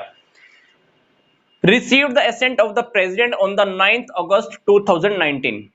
प्रेसिडेंट ने इसको एक्सेप्टेंस दी 9 अगस्त 2019 को। तो ये भी पूरे भारत में अप्लाई कर दिया गया, जम्मू और कश्मीर को छोड़कर। कुछ अमेंडमेंट्स की गई हैं, बहुत कुछ ऐड किया गया है, कुछ ऐसी कमियां थी पीछे से, उनको हटा भी दिया गया है। इस एक्ट के अंडर में क्या टारगेट है? प्रोटेक्टिंग मतलब सुरक्षा करना, एंड स्ट्रेंथिंग कंज्यूमर्स को स्ट्रेंथ देना, उनको शक्ति प्रदान करना। The rights of consumer, consumers के राइट्स को, कंज्यूमर के अधिकारों को शक्ति देना, उनको सुरक्षा देना। बाय एस्टेब्लिशिंग अथॉरिटीज, कुछ अथॉरिटीज की स्थापना करके कंज्यूमर्स के राइट्स को शक्ति प्रदान करना, उन्हें सुरक्षा देना। कैसे? Imposing strict liabilities and penalties, कुछ लोगों के ऊपर पेनल्टीज लगाई जा सकती हैं, लाइबिलिटीज फिक्स की जा सकती हैं। किन के ऊपर? जो भी प्रोड्यूसर कुछ गलत प्रोडक्ट बनाते हैं, मिलावट वाला प्रोडक्ट बनाते हैं, प्राइस ज्यादा लेते हैं, एडवर्टाइजमेंट गलत तरीके से देते हैं, कुछ इलेक्ट्रॉनिक सर्विस प्रोवाइडर हैं, कुछ आपको पता है कि आजकल ऑनलाइन भी बिजनेस होने लगे हैं, फेक प्रोडक्ट ऑनलाइन सेल होते हैं, तो उनके ऊपर भी एक्शन लिया जा सकता है। तो बहुत कुछ नया ऐड कर दिया गया है इस कंज्यूमर प्रोटेक्शन एक्ट 2019 के अंदर। तो इस वीडियो से अब हम डिस्कस करेंगे कि कंज्यूमर प्रोटेक्शन एक्ट 1986 के क्या फीचर्स हैं। तो सबसे पहला फीचर है कवरेज ऑफ आइटम्स का। इस एक्ट में सारी गुड्स और सर्विसेज को इंक्लूड किया गया है।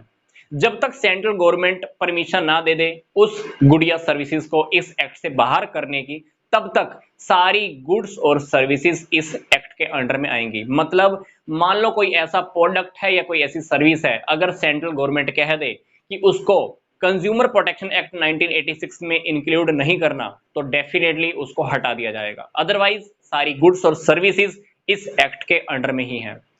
दूसरी बात, कवरेज ऑफ सेक्टर्स। वो सेक्टर चाहे प्राइवेट हो, चाहे वो पब्लिक हो, चाहे वो कोऑपरेटिव हो, सभी को इस रूल को फॉलो करना होगा, कंज्यूमर प्रोटेक्शन एक्ट को मानना होगा, सभी के ऊपर ये अप्लाई होता ही है। थर्ड है group of consumers rights.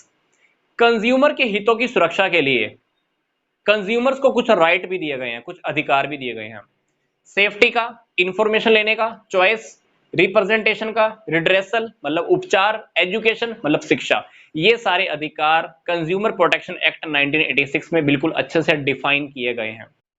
Fourth हमारा पॉइंट है इफेक्टिव सेफगार्ड। मतलब उपभोक्ता को सुरक्षा प्रदान करने के लिए ऐसे ऐसे प्रोविजन भी कंज्यूमर प्रोटेक्शन एक्ट 1986 में हैं। मतलब अगर कस्टमर को डिफेक्टिव प्रोडक्ट दिया जाता है, इनकम्प्लीट सर्विसेज दी जाती है, कोई अनफेयर ट्रेड प्रैक्टिसेस की जाती है, तो इसको रोकने के लिए क्या प्रोविजन है, ये सारे कंज्यूमर प्रोटेक्शन एक्ट 1986 में लिखे हुए हैं, ताकि कंज्यूमर्स के हितों की सुरक्षा की जा सके। प्लस कंज्यूमर प्रोटेक्शन एक्ट 1986 ऐसे प्रोविजंस भी प्रोवाइड करता है जिससे ऐसी एक्टिविटीज के ऊपर रोक लगाई जा सके जो एक्टिविटीज कंज्यूमर्स के लिए रिस्क का कारण बन सकती हैं। नेक्स्ट हमारा पॉइंट है 3 tyre grievances redressal machinery. Consumer अपनी कंप्लेन को लेकर कोर्ट की हेल्प ले सकता है। ये कोर्ट कंज्यूमर प्रोटेक्शन एक्ट 1986 के अकॉर्डिंग बनी हुई है। District forum, state commission, national commission, terms and condition follow करने के बाद वो इन कोर्ट की हेल्प ले सकता है, वहां पर जाकर अपनी कंप्लेन फाइल कर सकता है। टाइम बाउंड रिड्रेसल, एक टाइम पैक कर दिया जाता है, एक टाइम बता दिया जाता है कि इस कस्टमर को जो सॉल्यूशन देना है, इसकी शिकायत का जो निवारण करना है, इसको जो उपचार प्रदान करना है, वो इस टाइम पीरियड के अंदर ही देना है। मान लो कोर्ट ने बोल दिया कि 10 दिन के अंदर इसको उपाय दो, 10 दिन के अंदर इसको उपचार प्रदान करो, तो डेफिनेटली 10 दिन के अंदर हमें उसकी प्रॉब्लम का सॉल्यूशन करना ही होगा। Consumer protection council, consumer protection council की स्थापना की गई है। क्यों? कंज्यूमर्स के फेवर में काम करने के लिए, प्लस कंज्यूमर को एजुकेशन देने के लिए, ताकि उनके हितों की सुरक्षा की जा सके, वो अपने अधिकारों की लड़ाई लड़ते रहें। Compensatory nature of provisions, consumer के हितों की सुरक्षा के लिए काफी सारे प्रोविजंस बनाए गए हैं ताकि कंज्यूमर्स को सुरक्षा मिलती रहे। इन प्रोविजंस का बेनिफिट कस्टमर्स लेते रहते हैं। इसके अतिरिक्त कुछ एडिशनल बेनिफिट भी कस्टमर्स को दिए जा सकते हैं। मान लो कोई ऐसा केस है जिसकी वजह से कस्टमर का बहुत सारा खर्चा हो गया और वो केस कस्टमर जीत जाता है। प्रोडक्ट था मान लो 50,000 का, पर 50,000 के प्रोडक्ट के चक्कर में उसका खर्चा और एडिशनल हो गया, 20,000 का खर्चा और भी हो गया। तो कंपनी के ऊपर केस हो सकता है। 50,000 तो उसको मिलेंगे ही, प्लस जो इसका एडिशनल खर्चा हुआ है वो भी उसको प्रोवाइड किया जा सकता है। तो ऐसे ऐसे बेनिफिट, ऐसे ऐसे प्रोविजन है जिससे एक कंज्यूमर को क्षतिपूर्ति प्लस एडिशनल बेनिफिट दिया जा सकता है। तो ये थे हमारे फीचर्स कंज्यूमर प्रोटेक्शन एक्ट 1986 के में। तो आइए अब हम बात करते हैं कंज्यूमर प्रोटेक्शन एक्ट 1986 के मेन प्रोविजंस के। कौन कौन से मुख्य प्रावधान हैं जो कंज्यूमर प्रोटेक्शन एक्ट 1986 के अंडर में आते हैं। तो अगर कोई भी कंज्यूमर, कोई भी कस्टमर इस एक्ट के प्रोविजंस का बेनिफिट लेना चाहता है तो उसको क्या करना होगा। जो भी मेन प्रोविजंस हैं उन प्रोविजंस को पहले जान लेना उसके लिए बहुत जरूरी है। जैसे कि कंज्यूमर का मीनिंग क्या है। कभी कभी ऐसा हो सकता है कि हम कंज्यूमर का मीनिंग अपनी लैंग्वेज में ले लें, पर हमको क्या करना है, कंज्यूमर का मीनिंग एज इट इज समझना है, जैसा मीनिंग हमको कंज्यूमर प्रोटेक्शन एक्ट 1986 में दिया हुआ है। इसके बाद हम ये जानेंगे कि ग्राउंड फॉर कंप्लेन, कंप्लेन करने का क्या आधार है, कंप्लेन किस किस वजह से की जा सकती है। 5 बातें हमने सेकंड टॉपिक के अंडर में स्टडी करनी है। इसके बाद हम ये स्टडी करेंगे कि 3 टायर जुडिशियल मशीनरी क्या है। जैसे कि मैंने आपको पीछे वाली वीडियो में बताया था, district form, national commission, state commission. तो यहां पर हम डिस्कस करेंगे। टॉपिक नंबर 4 हम डिस्कस करेंगे कंप्लेंट डिस्पोजल पीरियड, कंप्लेन को कैसे समाधान किया जाएगा, कंप्लेन को कैसे निपटाया जाएगा। फिर हम बात करेंगे who can file complain, complain कौन फाइल कर सकता है, किस किस के पास ये अधिकार है कि कंप्लेन फाइल की जा सके। फिर बात आएगी against whom can be complaint be filed, complain किस किस के अगेंस्ट फाइल की जा सकती है। फिर हम डिस्कस करेंगे कि कंप्लेन की फीस, अगर कोई कंज्यूमर कंप्लेन करना चाहता है तो उसकी फीस क्या होगी। ये टॉपिक हम टॉपिक नंबर 7 डिस्कस करेंगे। फिर हम डिस्कस करेंगे कि relief remedies for consumers, consumer को क्या रिलीफ मिलने वाला है, क्या समाधान मिलने वाला है। इस टॉपिक के अंडर में हमने छोटी छोटी 9 बातें, 9 छोटी छोटी बातें हमने डिस्कस करनी है। तो इन सारी बातों को जान लेने के बाद आप कंज्यूमर प्रोटेक्शन एक्ट का बेनिफिट ले सकते हो। तो आइए हम सबसे पहले ये जान लेते हैं कि कंज्यूमर प्रोटेक्शन एक्ट 1986 के अकॉर्डिंग कंज्यूमर का मीनिंग क्या है, कंज्यूमर का अर्थ क्या है, किसको हम कंज्यूमर उपभोक्ता कह सकते हैं। तो उपभोक्ता का अर्थ, उपभोक्ता का मीनिंग कंज्यूमर प्रोटेक्शन एक्ट 1986 के अकॉर्डिंग क्या है। ही बाइज गुड्स और हायर सर्विसेज फॉर कंसिडरेशन, हर वो व्यक्ति जो गुड्स या सर्विसेज को खरीदता है एक कंसिडरेशन के बदले। मान लो मैंने किसी को पैसा दिया या पैसा देने का मैंने प्रॉमिस किया, या आधा पैसा दिया और आधा पैसा देने का प्रॉमिस किया, तो डेफिनेटली एक कंसिडरेशन तो है, बदले में मैंने क्या लिया, गुड्स या सर्विसेज। तो उस व्यक्ति को हम क्या कहेंगे, कंज्यूमर कहेंगे। पर इसके अंदर हमने उस पर्सन को इंक्लूड नहीं करना है जो प्रोडक्ट या सर्विस को खरीदता है दोबारा बेचने के पर्पज में या कॉमर्शियल पर्पज के लिए खरीदता है। तो मैं आपको फिर से रिपीट कर रहा हूं, एक ऐसा पर्सन जो प्रोडक्ट या सर्विस को खरीदेगा खुद के लिए, पर वो दोबारा सेल करने के पर्पज के लिए नहीं हो सकती, कॉमर्शियल पर्पज के लिए वो बिल्कुल भी नहीं हो सकती। मतलब वो गुड्स या सर्विसेज होनी चाहिए फॉर पर्सनल यूज और to earn his livelihood by means of self employment, या तो वो गुड्स और सर्विसेज खुद के लिए यूज करेगा या अपनी आजीविका को चलाने के लिए। फॉर एग्जांपल हम एक डॉक्टर का एग्जांपल लेते हैं। डॉक्टर ने क्या किया, सीटी स्कैन की मशीन हॉस्पिटल में लगाई। किस लिए लगाई, ताकि वो उसको यूज करेगा कस्टमर्स के लिए, पेशेंट्स के ऊपर उसको अप्लाई करेगा। एक्सरे की मशीन लगाता है, किस लिए, ताकि पेशेंट्स का एक्सरे कर सके, पर मशीन को अल्टीमेटली वो डॉक्टर खुद ही यूज कर रहा है। इसी तरह से मान लो डॉक्टर्स की स्लिप मेंटेन रखने के लिए डॉक्टर ने क्या किया, पेशेंट का डाटा मेंटेन करने के लिए ऑफिस के अंदर एक लैपटॉप रखा हुआ है। तो लैपटॉप आजीविका कमाने का एक साधन है, पर यूज वो खुद ही कर रहा है उसको। तो डेफिनेटली तो हम डॉक्टर को भी यहां पर क्या कहेंगे, एक कंज्यूमर ही कहेंगे। तो द कंसिडरेशन में बी पेड, प्रोमिस्ड या partially paid and the partially promised. हम कह सकते हैं कि जो कंसिडरेशन हमने देनी है, हो सकता है कि हमने पूरी की पूरी पेमेंट देने का प्रोमिस किया हो, या कुछ पेमेंट कर दी हो, बाकी का प्रोमिस भी कर दिया हो। तो कंसिडरेशन किसी भी फॉर्म में हो सकती है। कंज्यूमर प्रोटेक्शन एक्ट 2019 के अकॉर्डिंग कुछ अमेंडमेंट्स अभी कर दी गई हैं। कंज्यूमर एक ऐसा व्यक्ति भी हो सकता है, चाहे वो ऑनलाइन परचेज करे, चाहे वो ऑफलाइन परचेज करे। आजकल आपको पता है कि ऑनलाइन ट्रेडिंग का जमाना आ गया, हर कोई ऑनलाइन खरीदने में लगा हुआ है, और कहीं ना कहीं ऑनलाइन लोगों को प्रोडक्ट परचेज करने में, सर्विसेज के अंदर भी धोखा हो ही जाता है। तो कंज्यूमर प्रोटेक्शन एक्ट 1986 को रिप्लेस कर दिया गया है, उसकी जगह पर आ गया है कंज्यूमर प्रोटेक्शन एक्ट 2019। इसमें ऑनलाइन और ऑफलाइन परचेज करने वालों को भी कंज्यूमर का ही दर्जा दिया गया है। अब चाहे वो टेली शॉपिंग के थ्रू परचेज करे, चाहे डायरेक्ट सेलिंग के थ्रू परचेज करे, या मल्टी लेवल मार्केटिंग के थ्रू प्रोडक्ट या सर्विसेज को उसका बेनिफिट लेता है, तो उस पर्सन को भी हम क्या कहेंगे, कंज्यूमर कहेंगे। तो अभी हमने क्या करना है, जो हमारा करंट एग्जाम का पैटर्न है उसके अकॉर्डिंग हमने जो डेफिनेशन देनी है वो यही देनी है, क्योंकि ये डेफिनेशन कंज्यूमर प्रोटेक्शन एक्ट 1986 की है। कंज्यूमर प्रोटेक्शन एक्ट 2019 अभी तक बुक्स में अपडेट नहीं किया गया है। तो ये हुआ हमारा कंज्यूमर का मीनिंग, ये हमको जानना बहुत जरूरी है। एग्जाम में अगर आता है तो यही डेफिनेशन कंज्यूमर की हमको लिखनी है। तो अब हम ये जान लेते हैं कि हम कंप्लेन कौन कौन से बेस पे कर सकते हैं, ग्राउंड फॉर कंप्लेंट्स। तो इसके अंडर में हमने 5 छोटे छोटे टॉपिक स्टडी करने हैं। तो 5 टॉपिक्स में से जो सबसे पहला टॉपिक है वो है हमारा अनफेयर रिस्ट्रिक्टिव ट्रेड प्रैक्टिस।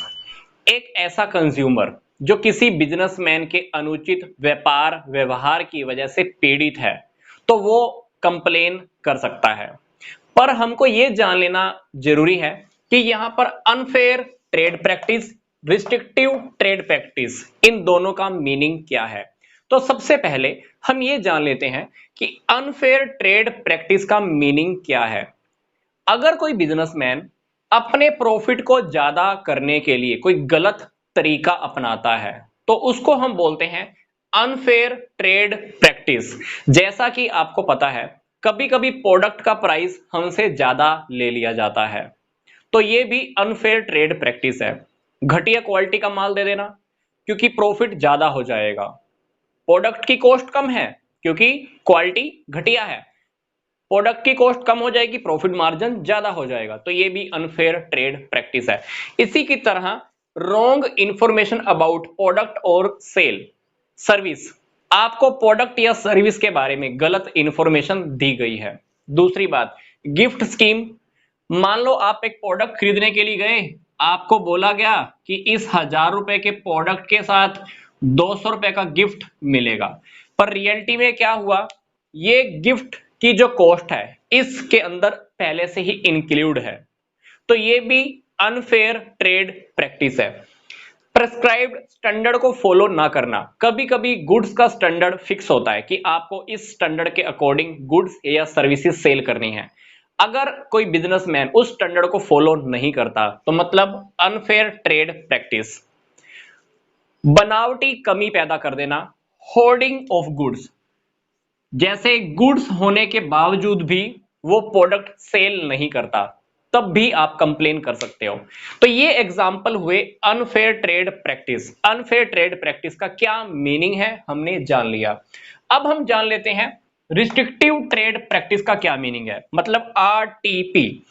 मतलब जब कोई बिजनेसमैन गुड्स या सर्विस को सेल करता है कंडीशंस लगाकर, तो उसको हम बोलेंगे कि उसने रिस्ट्रिक्शन लगाई है, प्रतिबंध लगाया है कि अगर आप ये खरीदोगे तो ये भी खरीदना ही पड़ेगा। फॉर एग्जाम्पल, किसी कार सेल करने वाले ने कहा कि अगर आप कार लोगे तो आपको इंश्योरेंस की पॉलिसी भी साथ लेनी ही होगी, हमसे ही लेनी होगी।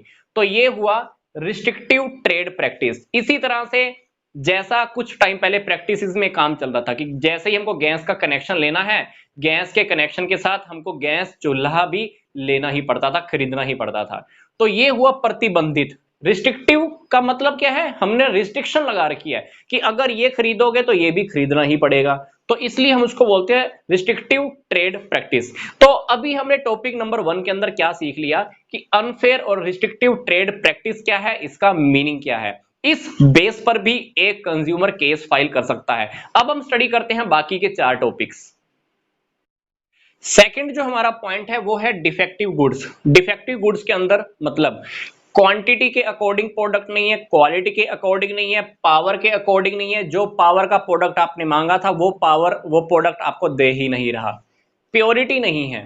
तो इन प्रोडक्ट्स को हम कह सकते हैं कि प्रोडक्ट में डिफेक्ट है। डेफिशिएंसी इन सर्विसेज, बैंक से मान लो अपने लोन लेने के लिए अप्लाई किया पर बैंक जानबूझकर देरी कर रहा है। इंश्योरेंस कंपनी क्लेम पास करने में देरी कर रही है। ट्रांसपोर्ट कंपनी ने गुड सप्लाई करने में देरी कर दी, अननेसेसरी, बेवजह। गलत बिल बना दिया गया टेलीफोन डिपार्टमेंट ने या बिजली डिपार्टमेंट ने, तो एक कंज्यूमर इस बेस के ऊपर भी केस फाइल कर सकता है। Excessive price charging of price, price ज्यादा ले लेना। प्रोडक्ट के ऊपर प्राइस लिखा हुआ है मान लो 200 रुपए, बिजनेसमैन ने चार्ज कर लिया आपसे 300 रुपए, ज्यादा ले लिया। पैकेट पे या प्रोडक्ट के ऊपर लिखे हुए प्राइस से ज्यादा ले लेना। Decided by the an act, कानून ने प्राइस डिसाइड किया हुआ है, सरकार ने बोला हुआ है कि इस प्रोडक्ट का मैक्सिमम प्राइस इतना रहेगा, पर फिर भी सामने वाले ने क्या किया, प्राइस ज्यादा ले लिया। इस बेस के ऊपर भी केस किया जा सकता है। सप्लाई ऑफ डेंजरस गुड्स, कभी कभी कुछ प्रोडक्ट ऐसे होते हैं जिसको सेल करने से पहले कस्टमर को सारी जानकारी, सारी इंफॉर्मेशन दे देनी चाहिए। ये प्रोडक्ट कैसे यूज करना है, आंखों के लिए नुकसान हो सकता है, हाथों को नुकसान पहुंच सकता है, शरीर के लिए, बॉडी के लिए रिस्क हो सकता है। तो ऐसे प्रोडक्ट के बारे में हमको इंफॉर्मेशन दे देनी चाहिए। प्रोडक्ट को यूज कैसे करना है, प्रोडक्ट में क्या क्वालिटी है, प्रोडक्ट में क्या मिक्स किया गया है, जैसे प्रेशर कुकर, कुकिंग गैस, कुछ दवाइयां जो बच्चों के लिए हानिकारक हो सकती हैं, कुछ चीजें ऐसी जो आप खुद तो यूटिलाइज कर लेते हो पर बच्चे अगर यूज कर ले तो उनके लिए खतरा साबित हो सकता है। तो ऐसी इंफॉर्मेशन प्रोडक्ट को सेल करने से पहले हमें कंज्यूमर को दे देनी चाहिए। पर अगर इंफॉर्मेशन नहीं दी जाती और कंज्यूमर को या कंज्यूमर की फैमिली को उस प्रोडक्ट से नुकसान हो जाता है, तो वो कंज्यूमर क्या कर सकता है, इन बातों के बेस पर भी केस फाइल कर सकता है। अब हम स्टडी करने जा रहे हैं टॉपिक नंबर 3, 4, 5, 6 एंड 7। तो टॉपिक नंबर जो 3 है वो है 3 टायर जुडिशियल मशीनरी। इसके अंदर हम ये देखेंगे कि एक कंज्यूमर केस फाइल किस अकॉर्डिंग, कौन सी कंडीशंस के अकॉर्डिंग कहां कहां फाइल कर सकता है। क्योंकि कंज्यूमर प्रोटेक्शन एक्ट 1986 के अकॉर्डिंग कुछ कोर्ट्स एस्टेब्लिश किए गए हैं, कुछ न्यायालयों की स्थापना की गई है, जिसमें है डिस्ट्रिक्ट फॉर्म, स्टेट कमीशन और नेशनल कमीशन। इस टॉपिक के बारे में हम बहुत अच्छे से डिटेल में आगे आने वाली वीडियो में जानेंगे। अब हम जान लेते हैं हमारा सेकंड टॉपिक जो है कंप्लेंट डिस्पोजल पीरियड। मतलब कंप्लेन अगर किसी कस्टमर ने की है, किसी कंज्यूमर ने अगर कंप्लेन की है, तो उसकी शिकायत का निवारण कितनी जल्दी होगा। तो कंज्यूमर प्रोटेक्शन एक्ट 1986 के अकॉर्डिंग अगर कोई कंज्यूमर शिकायत करता है, कंप्लेन करता है, तो उसकी शिकायत बहुत जल्दी सुलझा दी जाती है, बहुत स्पीडली। तो नॉर्मल सिचुएशन के अंदर कंज्यूमर्स की कंप्लेन को 3 महीने के अंदर सोल्व कर दिया जाता है। पर कोई ऐसा केस है, स्पेशल केस है, मान लो हमने प्रोडक्ट की चेकिंग करनी है, लैब के अंदर उसकी टेस्टिंग होनी है, तो उस केस के अंदर मैक्सिमम टाइम पीरियड कितना है, सिर्फ 5 महीने। तो मैं आपको फिर से रिपीट कर रहा हूं, नॉर्मल सिचुएशन के अंदर उसकी शिकायत का निपटारा मैक्सिमम 3 महीने में कर दिया जाता है। अगर प्रोडक्ट की टेस्टिंग होनी है कहीं पे, तो मैक्सिमम टाइम पीरियड कितना है, 5 महीने। तो देखा जाए तो कंज्यूमर प्रोटेक्शन एक्ट 1986 कंज्यूमर्स के लिए बहुत अच्छे से काम कर रहा है। नेक्स्ट हमारा टॉपिक है कि who can file complain. Complain कर कौन कौन सकता है। एक कंज्यूमर कंप्लेन खुद कर सकता है, एक रजिस्टर्ड कंज्यूमर एसोसिएशन भी कंप्लेन कर सकती है। जरूरी नहीं है कि कंज्यूमर इसका मेंबर हो, एक रजिस्टर्ड कंज्यूमर एसोसिएशन भी कंप्लेन फाइल कर सकती है। वन और मोर कंज्यूमर्स, मान लो 10 कंज्यूमर ऐसे हैं जिनको कॉमन नुकसान हुआ है, अब उन सबको कॉमन बेनिफिट लेना है, तो वो लोग मिलकर भी कंप्लेन फाइल कर सकते हैं। सेंट्रल गवर्नमेंट, स्टेट गवर्नमेंट, ये लोग भी कंप्लेन फाइल कर सकते हैं। नेक्स्ट हमारी बात आती है अगेंस्ट हुम can the complaint be filed, किस किस के अकॉर्डिंग हम केस फाइल कर सकते हैं। टॉपिक नंबर 1, अगर प्रोडक्ट डिफेक्टिव है, गुड्स अगर डिफेक्टिव हैं तो क्या करोगे आप, बेचने वाले के अगेंस्ट केस कर सकते हो, या मैन्युफैक्चरर जिसने गुड्स को बनाया है, प्रोड्यूसर कह सकते हैं हम। तो अगर प्रोडक्ट डिफेक्टिव है तो सेलर या मैन्युफैक्चरर किसी के भी अगेंस्ट आप केस फाइल कर सकते हो। अगर डेफिशिएंसी ऑफ सर्विसेज है, सर्विसेज में अगर कमी रही है तो केस आप किसके अगेंस्ट करोगे, जिसने आपको सर्विस प्रोवाइड की है। यहां पे सर्विसेज में कमी होने का क्या मतलब है, imperfection of services, short coming, दोष है, मतलब प्रोडक्ट सर्विस के अंदर, सर्विस में क्या है, दोष है, क्वालिटी नहीं है, नेचर नहीं है, जिस परफॉर्मेंस के अकॉर्डिंग देनी चाहिए थी आपको, जिस मैनर में आपको देनी चाहिए थी वो नहीं दी, इन एडुकेसी है। तो अगर सर्विसेज में कमी है तब भी आप सर्विस प्रोवाइडर के अगेंस्ट केस फाइल कर सकते हो। अब बात आती है कि कंप्लेन करने की फीस कितनी होगी। तो जब भी कोई कंज्यूमर केस फाइल करता है तो उसके साथ एक नॉमिनल फीस फिक्स की हुई है जो हमको डिपॉजिट करानी ही होती है। हर कंप्लेन के साथ मिनिमम कोई अमाउंट फिक्स किया हुआ है, वो डिपॉजिट कराना ही होता है। पर इसके अलावा कुछ एक्स्ट्रा चार्जेस होते हैं अगर, तो वो पे नहीं करने होते, जैसे कोर्ट की फीस, कुछ अदर एक्सपेंसेस हैं तो वो कंज्यूमर को पे करने की जरूरत नहीं होती। तो कंप्लेन करने की क्या फीस है, सिर्फ जब आप कंप्लेन करोगे तो उसके साथ एक अमाउंट फिक्स किया हुआ है, वो हमको डिपॉजिट कराना होता है। पर इसके अलावा जो भी एक्सपेंसेस हैं, चाहे वो कोर्ट की फीस है, चाहे कुछ और एक्सपेंसेस हैं, वो कंज्यूमर को पे करने की जरूरत नहीं होती है। तो इस वीडियो में हमने क्या डिस्कस किया, 3 टायर जुडिशियल मशीनरी, जिसको हम आगे आने वाली वीडियोस में डिटेल में स्टडी करेंगे। फिर हमने डिस्कस किया कि कंप्लेन कितने टाइम में सोल्व हो जाती है, नॉर्मल टाइम पीरियड में 3 महीने, मैक्सिमम टाइम पीरियड 5 महीने। फिर कंप्लेन कौन कौन फाइल कर सकता है, consumer, association, central government, state government, consumers का ग्रुप केस फाइल कर सकते हैं। कंप्लेन किस किस के अगेंस्ट की जा सकती है, सेलर, मैन्युफैक्चरर और सर्विस प्रोवाइडर। फिर बात आई कि कंप्लेन करने की फीस क्या है, मिनिमम अमाउंट है, एक डिपॉजिट करानी होती है, कुछ एक्स्ट्रा एक्सपेंसेस अगर हैं तो कंज्यूमर को वो पे करने की जरूरत नहीं होती।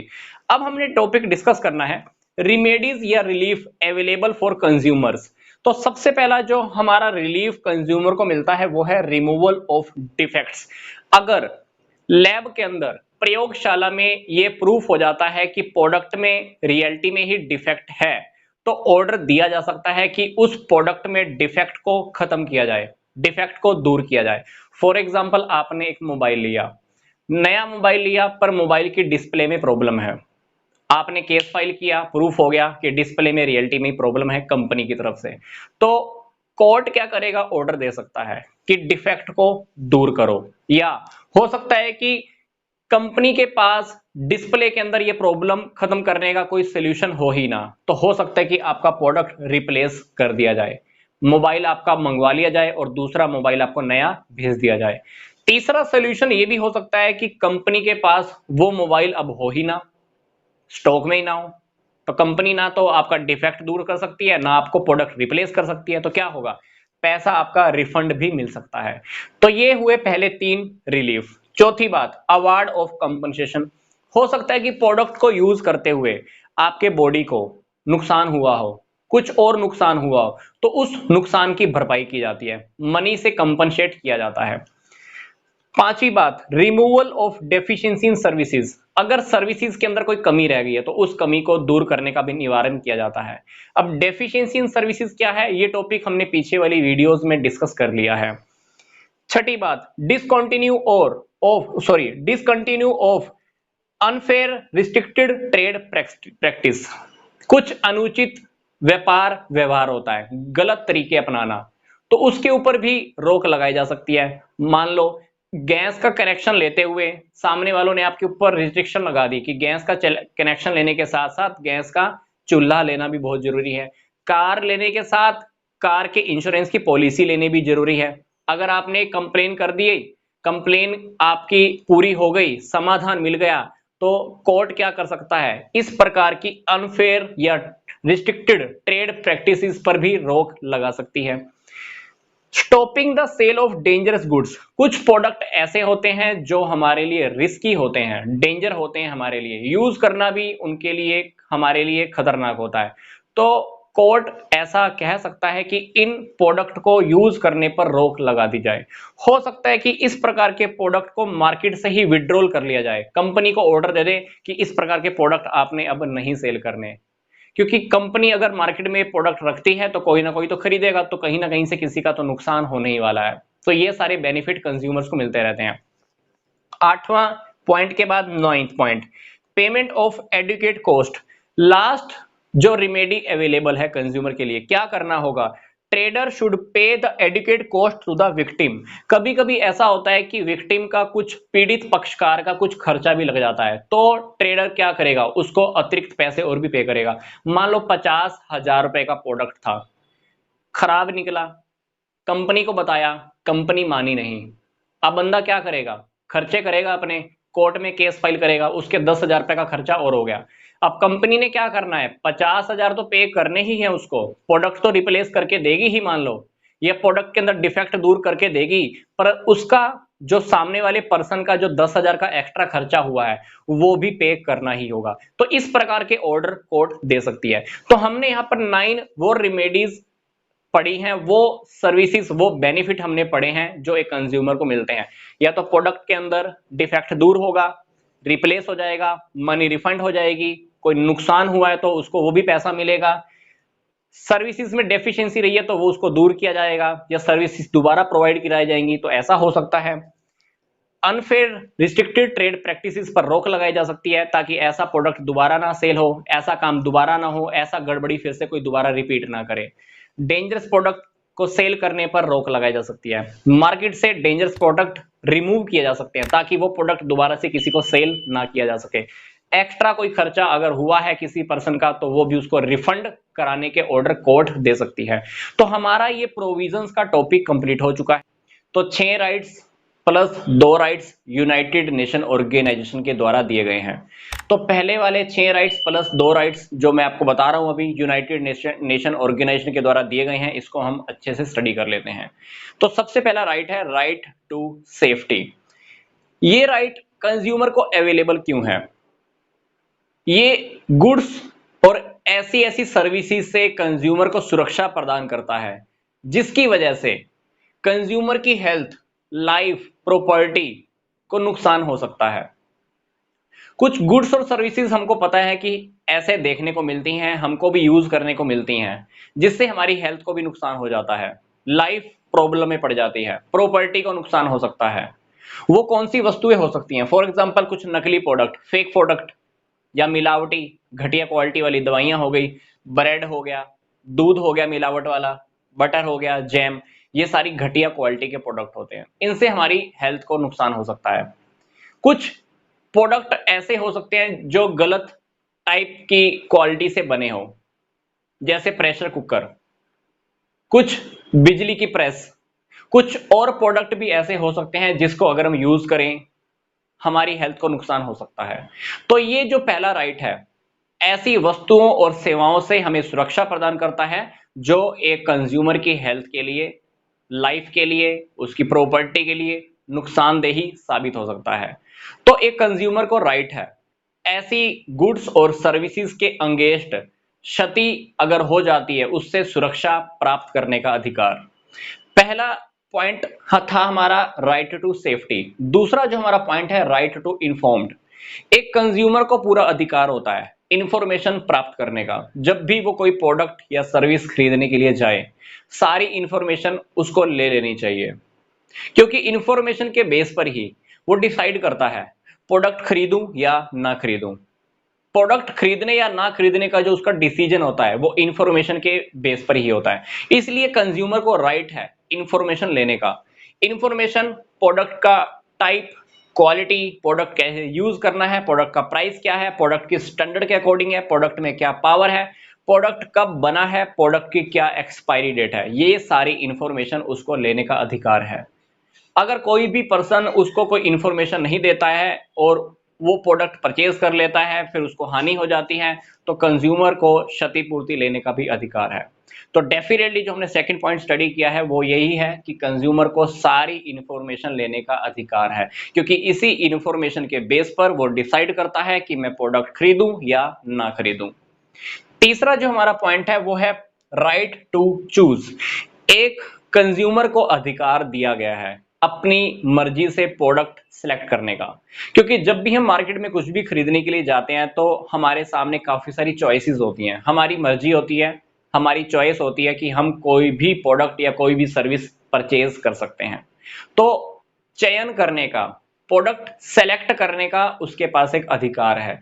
अगर ये अधिकार कोई छीनता है तो मतलब गड़बड़ है वहां पर। तो एक कंज्यूमर को अपने अधिकार का प्रयोग करना चाहिए, राइट टू चूज। तो absolute right to buy any goods और सर्विस फॉर हिज चॉइस, अपनी चॉइस के अकॉर्डिंग वो कोई भी गुड्स और सर्विसेज को परचेज कर सकता है। क्यों? क्योंकि उसके सामने काफी गुड्स और सर्विसेज होती हैं, उसको पता है कि कौन सा प्रोडक्ट परचेज करना है, तो अपनी मर्जी से ही खरीदेगा। फिर भी अगर कोई बेचने वाला, सेलर मतलब अनफेयर मैनर, कोई गलत तरीका अपनाता है, उसको प्रोडक्ट सेल करता है या मजबूर करता है प्रोडक्ट खरीदने के लिए, तो मतलब उसके अधिकार को छीना गया है।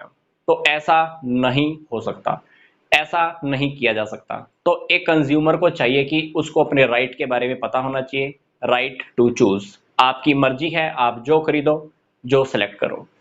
नेक्स्ट हमारा टॉपिक है राइट टू बी हियर्ड। अगर किसी भी कस्टमर के साथ कोई भी गड़बड़ होती है, कोई प्रोडक्ट जिससे उसकी हेल्थ को नुकसान हुआ, कोई ऐसी बात जो उसको इन्फॉर्म नहीं की गई, कोई ऐसा टॉपिक जिससे उसके सिलेक्शन में बाधा डाली गई, तो एक कंज्यूमर को राइट है, अधिकार है अपनी कंप्लेन को फाइल करने का। तो ये चौथे वाला जो टॉपिक है, इसकी इंपॉर्टेंस तभी है जब एक कंज्यूमर इन तीनों राइट्स के बारे में जानता हो, इन तीनों के अगेंस्ट उसको कंप्लेन करने का अधिकार मिल जाए। तो ये तीनों राइट्स कंज्यूमर को पता होने चाहिए। इसके अगेंस्ट अगर कुछ होता है तो उसको कंप्लेन फाइल करने का अधिकार होता है। तो वो कंप्लेन फाइल कर सकता है, तो उसकी कंप्लेन को सुना जाएगा, उसकी कंप्लेन को सोल्व भी किया जाएगा, उसको सॉल्यूशन दिया जाए। तो कंज्यूमर सर्विस सेल आजकल बनाए गए हैं बहुत बड़ी बड़ी कंपनीज ने। बहुत बड़ी बड़ी कंपनीज क्या कर रही हैं आजकल? कंज्यूमर सर्विस सेल बना रही हैं। ये सर्विस सेल क्या करते हैं? कंज्यूमर की प्रॉब्लम्स को सुनते हैं, उनकी प्रॉब्लम्स को सोल्व भी करते हैं। तो कुछ न्यूज़पेपर भी ऐसे हैं जिनके कुछ अलग से कॉलम बने होते हैं जो कंज्यूमर्स की कंप्लेन को पब्लिश करते हैं, ताकि सबको पता लगे कि कंज्यूमर को क्या प्रॉब्लम फेस हो रही है। तो सुनने का अधिकार है, सुनवाई का अधिकार है। तो ये राइट एक कंज्यूमर प्रयोग कर सकता है, अगर उसके साथ कहीं पर भी कोई गड़बड़ होती है, कंप्लेन को फाइल कर सकता है। नेक्स्ट हमारा टॉपिक है राइट टू सीक रिड्रेसल, उपचार प्राप्ति का अधिकार। अगर किसी कंज्यूमर के साथ गड़बड़ होती है, कंप्लेन उसने फाइल कर दी मान लो अभी, तो उसको उपचार प्राप्ति का भी अधिकार है। मान लो जो प्रोडक्ट उसने खरीदा था, उसको धोखे से प्रोडक्ट बेच दिया गया, क्वालिटी नहीं थी, क्वांटिटी के अकॉर्डिंग नहीं था, तो वो क्या करेगा? प्रोडक्ट को रिप्लेस करवा सकता है, रिफंड करा सकता है, पैसे वापस ले सकता है, कुछ भी रिपेयरिंग हो सकती है, प्रोडक्ट रिटर्न करने का भी अधिकार है। तो किसी भी प्रकार का उपचार उसको दिया जा सकता है। मतलब कंज्यूमर को या तो प्रोडक्ट रिटर्न ले लिया जाएगा, पैसे वापस, रिफंड दिया जा सकता है, प्रोडक्ट रिप्लेस करके या प्रोडक्ट रिपेयर करके। तो उसको उपचार प्राप्ति का भी अधिकार है। नेक्स्ट हमारा जो पॉइंट है वो है राइट टू कंज्यूमर एजुकेशन। तो कंज्यूमर को शिक्षित होने का भी अधिकार है। एक कंज्यूमर को पता होना चाहिए कि मेरे राइट्स क्या हैं। तो हर कंज्यूमर को राइट है कि टाइम टू टाइम खुद को अपडेट करता रहे, पता करता रहे कि मेरे पास क्या क्या राइट्स हैं।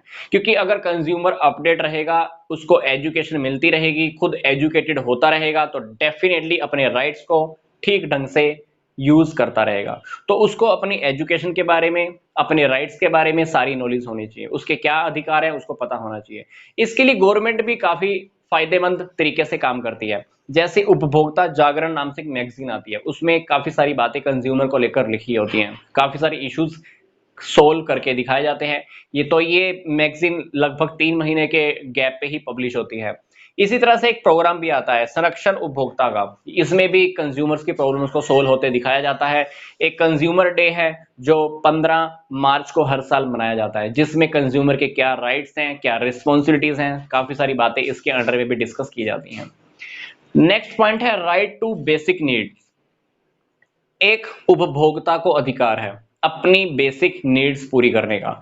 बेसिक नीड्स मतलब आधारभूत आवश्यकताएं, जिससे वो जीवन अपना कंटिन्यू चला सके।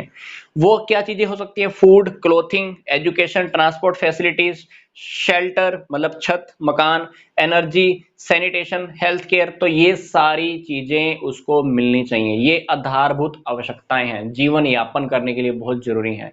तो एक कंज्यूमर को अधिकार है कि जीवन को चलाने के लिए सारी नीड्स उसको मिले। अगला है राइट टू हेल्थी इन्वायरमेंट। एक ऐसा इन्वायरमेंट जो बिल्कुल सुरक्षित है।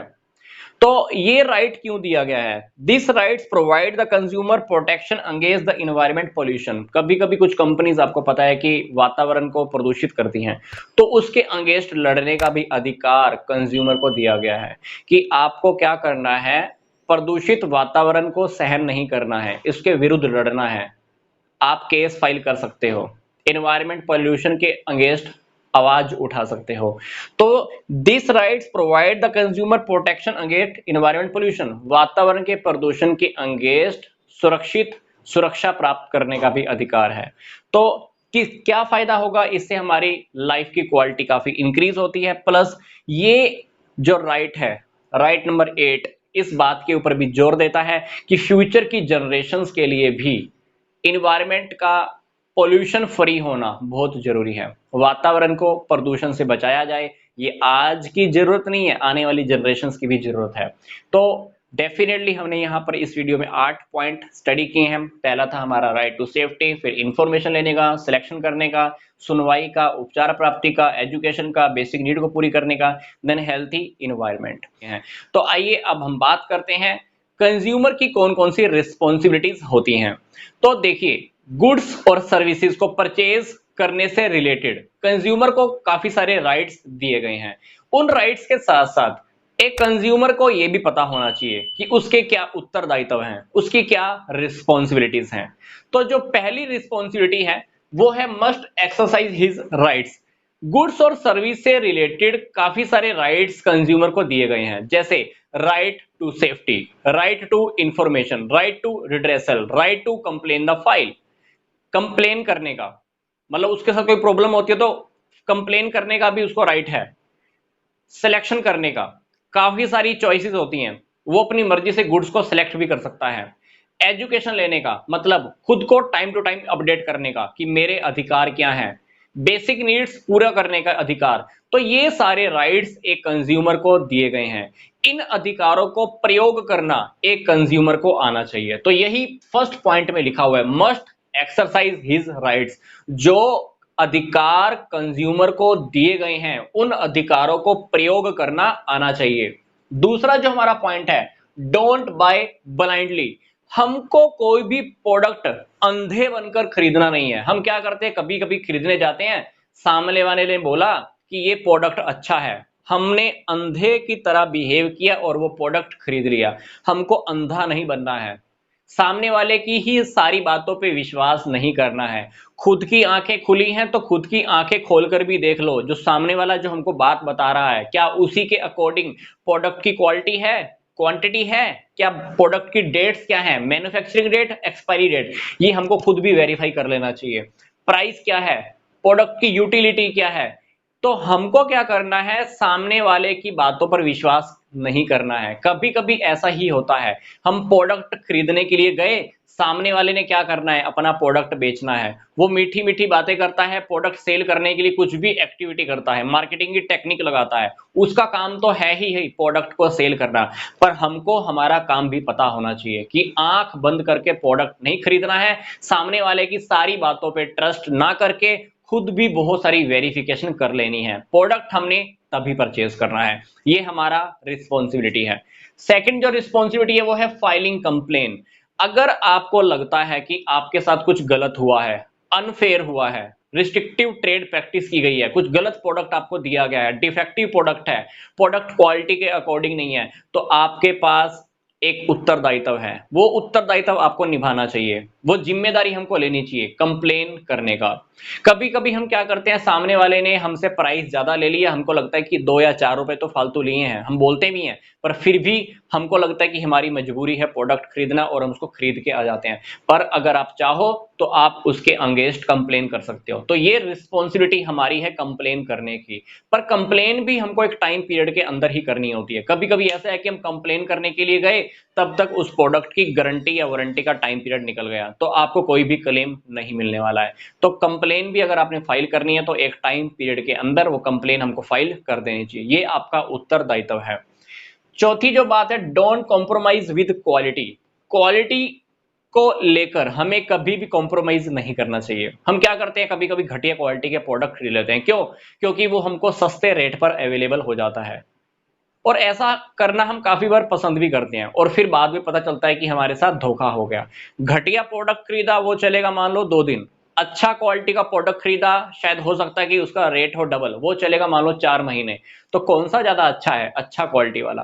तो हमको क्वालिटी के साथ कभी कॉम्प्रोमाइज नहीं करना चाहिए। जब भी आप प्रोडक्ट खरीदो तो प्रोडक्ट के ऊपर ISI, एग मार्क, वूल मार्क, FPO, ये सारे मार्क्स हमने देख लेने हैं, क्योंकि अगर ये सब लिखा हुआ है तो इसका मतलब है कि गुड्स की क्वालिटी काफी अच्छी है। क्योंकि ये मार्क कंपनीज को ऐसे ही नहीं दिए जाते हैं, जो कंपनीज अपने प्रोडक्ट को काफी अच्छा क्वालिटी का बनाती है वही कंपनीज अपने प्रोडक्ट के ऊपर ये लिख सकती है, अदरवाइज नहीं। तो हमने क्या पढ़ा अभी, हमको क्वालिटी को लेकर कभी भी कॉम्प्रोमाइज नहीं करना है। हम क्वालिटी को लेकर कॉम्प्रोमाइज करते हैं, हमको लगता है कि प्राइस कम देना पड़ेगा, ये लालच की निशानी होती है। पांचवा पॉइंट है, बिवेयर ऑफ फॉल्स एडवर्टाइजमेंट्स। कभी कभी एडवर्टाइजमेंट्स के अंदर ऐसी ऐसी झूठी बातें भी दिखाई जाती हैं जिसकी वजह से हम भ्रम में आ जाते हैं, प्रोडक्ट को खरीद लेते हैं। तो सारी बातें जो एडवर्टाइजमेंट में बताई जाती हैं वो सच्चाई के ऊपर आधारित नहीं होती हैं, क्योंकि एडवर्टाइजमेंट देने वाली कंपनी या एडवर्टाइजमेंट कराने वाला, देने वाला हमेशा चाहेगा कि उसका प्रोडक्ट सेल हो जाए, और प्रोडक्ट को सेल करने के लिए बातों को हमेशा बढ़ा चढ़ाकर ही बताया जाता है। तो हमको एडवर्टाइजमेंट देखकर उसकी ऑथेंटिकेशन चेक कर लेनी चाहिए, देख लेना चाहिए कि वो एडवर्टाइजमेंट सही है या गलत है, उसके बाद ही हमको प्रोडक्ट परचेज करना चाहिए। क्योंकि एडवर्टाइजमेंट जब भी हम देखते हैं, हमारे सामने एक भ्रम जाल पैदा हो जाता है और हम जाल में फंस जाते हैं, प्रोडक्ट खरीद भी लेते हैं। टेली शॉपिंग के अंदर, ऑनलाइन परचेजिंग के अंदर देखते कुछ और हैं, प्रोडक्ट जब हम घर पे मंगवाते हैं तो आता कुछ और है। तो हमको ऐसा नहीं करना है, एडवर्टाइजिंग के जाल में नहीं फंसना है। एडवर्टाइजमेंट देख भी ली तो उसके बाद उस प्रोडक्ट की वेरिफिकेशन कर लो कि एडवर्टाइजमेंट में जो दिखाया जा रहा था वो रियलिटी में वैसा है या नहीं है। छठी बात है, cash memo and guarantee warranty card. जब भी हम कहीं से प्रोडक्ट खरीदें तो हमको कैश मेमो ले लेना चाहिए, रिसिप्ट कि हमने परचेज किया, प्लस गारंटी या वारंटी कार्ड जो भी है हमको ले लेना चाहिए। क्या काम आएगा? इन फ्यूचर आपका प्रोडक्ट खराब हो जाता है, कोई डिफेक्ट आ जाता है तो क्या करोगे? गारंटी वारंटी कार्ड दिखाकर प्रोडक्ट रिप्लेस हो सकता है, रिपेयर हो सकता है। तो प्रोडक्ट खरीदते हुए आप कैश मेमो ले लो, गारंटी वारंटी कार्ड भी ले लो, क्योंकि अगर आपके पास कैश मेमो या गारंटी वारंटी कार्ड कुछ भी नहीं है तो आप सामने वाले के अगेंस्ट कंप्लेन भी नहीं कर सकते, क्योंकि सामने वाला आपको 2 मिनट में मना कर सकता है कि आपने उससे प्रोडक्ट खरीदा ही नहीं है। तो जब भी प्रोडक्ट खरीदने के लिए जाओ हमको cash memo, guarantee warranty card साथ में ले लेना चाहिए। 7th पॉइंट है, डोंट बाय इन हरी। इसका मतलब है कि हमको कोई भी प्रोडक्ट या सर्विस जल्दबाजी में नहीं खरीदनी चाहिए, क्योंकि हम कभी कभी कोई प्रोडक्ट खरीदने के लिए गए और वहां पे जाके पजल हो गए कि हमको कितना क्वांटिटी में खरीदना है, कौन सा क्वालिटी का खरीदना है, कौन से प्राइस का खरीदना है। तो जब भी प्रोडक्ट परचेज करने के लिए जाएं तो उससे पहले हमें सारे एस्टिमेशंस लगा लेने चाहिए कि प्रोडक्ट कौन सी जगह से खरीदना है, कौन सी क्वांटिटी में खरीदना है, कौन सी क्वालिटी का खरीदना है, उसको खरीदने में कितना समय लग सकता है। तो ये सारे एस्टिमेशन अगर हमारे पास हैं तो डेफिनेटली हम जो प्रोडक्ट खरीदेंगे हमारे लिए सही ही होगा। अदरवाइज जल्दबाजी के चक्कर में कभी कभी क्या होता है, प्रोडक्ट का प्राइस कम है और हम ज्यादा पैसे देकर आ जाते हैं, घटिया क्वालिटी के प्रोडक्ट के लिए भी ज्यादा पैसे देकर आ जाते हैं। प्रोडक्ट लेने के लिए गए थे अच्छा क्वालिटी का और घटिया क्वालिटी का खरीद कर आ गए, तो कहीं ना कहीं ये सारे काम जल्दबाजी में होते हैं। तो हमको प्रोडक्ट खरीदने से पहले सारे एस्टिमेशन लगा लेने चाहिए। हमने पीछे वाली वीडियोस में डिस्कस किया है कंज्यूमर के राइट्स, रिस्पॉन्सिबिलिटीज। अब बात आती है कि कंज्यूमर को प्रोटेक्ट करने के लिए, उनको संरक्षण प्रदान करने के लिए, क्योंकि कंज्यूमर क्या यूज करता है, गुड्स और सर्विसेज। गुड्स और सर्विसेज की वजह से एक कंज्यूमर को कभी कभी नुकसान भी होता है, तो उस नुकसान के विरुद्ध कंज्यूमर को अगर अब हमको प्रोटेक्शन देनी है, वो कौन कौन से रास्ते हैं प्रोटेक्शन देने के, वो सभी रास्तों की बात हम इस वीडियो में करने वाले हैं। तो सबसे पहला रास्ता तो कंज्यूमर के पास खुद होता है, अपने राइट्स का पता होना। कंज्यूमर को अपने राइट्स और रिस्पॉन्सिबिलिटीज की जानकारी होनी चाहिए। प्रोडक्ट खरीदने में जल्दबाजी ना करें, क्वालिटी के साथ कॉम्प्रोमाइज ना करें। जो भी राइट्स कंज्यूमर को दिए गए हैं, right to safety, right to information, right to redressal, ये सारी इंफॉर्मेशन एक कंज्यूमर को होनी चाहिए ताकि वो अपने हक के लिए लड़ाई लड़ सके। इसके अलावा भी कुछ ऐसे टॉपिक हैं जो कंज्यूमर को प्रोटेक्शन देने का काम करते हैं। वो कौन कौन से टॉपिक हैं जिनकी हम बात कर रहे हैं, वो अब हम डिस्कस करेंगे। सबसे पहला टॉपिक है सेल्फ रेगुलेशन बाय बिजनेस। कुछ बिजनेस आज अपने पर्सनल लेवल पर customer service and grievance cell को एस्टेब्लिश करते हैं, स्थापना करते हैं। इसका काम क्या होता है, कंज्यूमर्स की प्रॉब्लम्स को सुनना, उनकी कंप्लेन को सुनना, उनकी कंप्लेन्स को सोल्व करना। क्यों बिजनेस आजकल ये काम अपने लेवल पे क्यों करने लगा है, सोचकर देखिए। क्योंकि हर बिजनेस चाहता है कंज्यूमर को सेटिस्फाई करना, प्रॉफिट कमाना, प्रोडक्ट बार बार सेल करना। तो हर बिजनेस आजकल ये चाहता है कि कंज्यूमर की प्रॉब्लम्स को सोल्व कर दिया जाए, उनकी कंप्लेंट्स को सुना जाए। तो हर बिजनेस खुद के लेवल पर आज कंज्यूमर्स की प्रॉब्लम को सोल्व करने में लगा हुआ है। अनफेयर ट्रेड प्रैक्टिस पर रोक लगाने का काम भी कौन करता है, बिजनेस आजकल खुद करता है। वो चाहता है कि कहीं भर भी कंज्यूमर के साथ गलत बिहेव, अनुचित व्यापार नहीं होना चाहिए। दूसरी बात है बिजनेस एसोसिएशंस।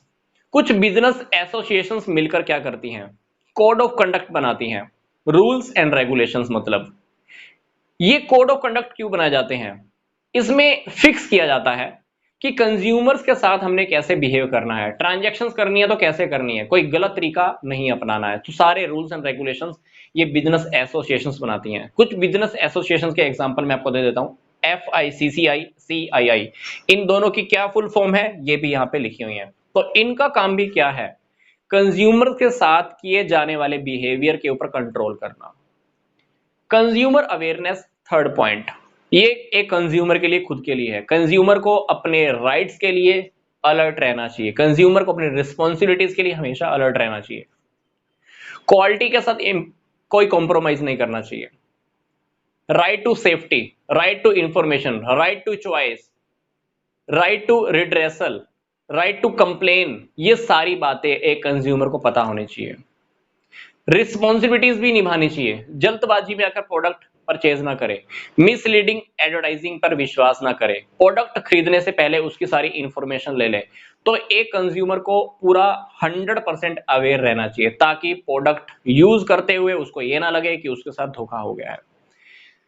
फोर्थ पॉइंट है कंज्यूमर ऑर्गेनाइजेशंस। कुछ कंज्यूमर ऑर्गेनाइजेशंस ऐसी हैं जो कंज्यूमर्स के लिए लड़ाई लड़ती हैं, क्योंकि कभी कभी कोई कंज्यूमर ऐसा हो सकता है जो अकेला आवाज उठाने में डर लगे, जिसको खुद के हक की लड़ाई ना लड़ सके, तो वो कंज्यूमर ऑर्गेनाइजेशंस की हेल्प से अपने हक की लड़ाई लड़ सकता है।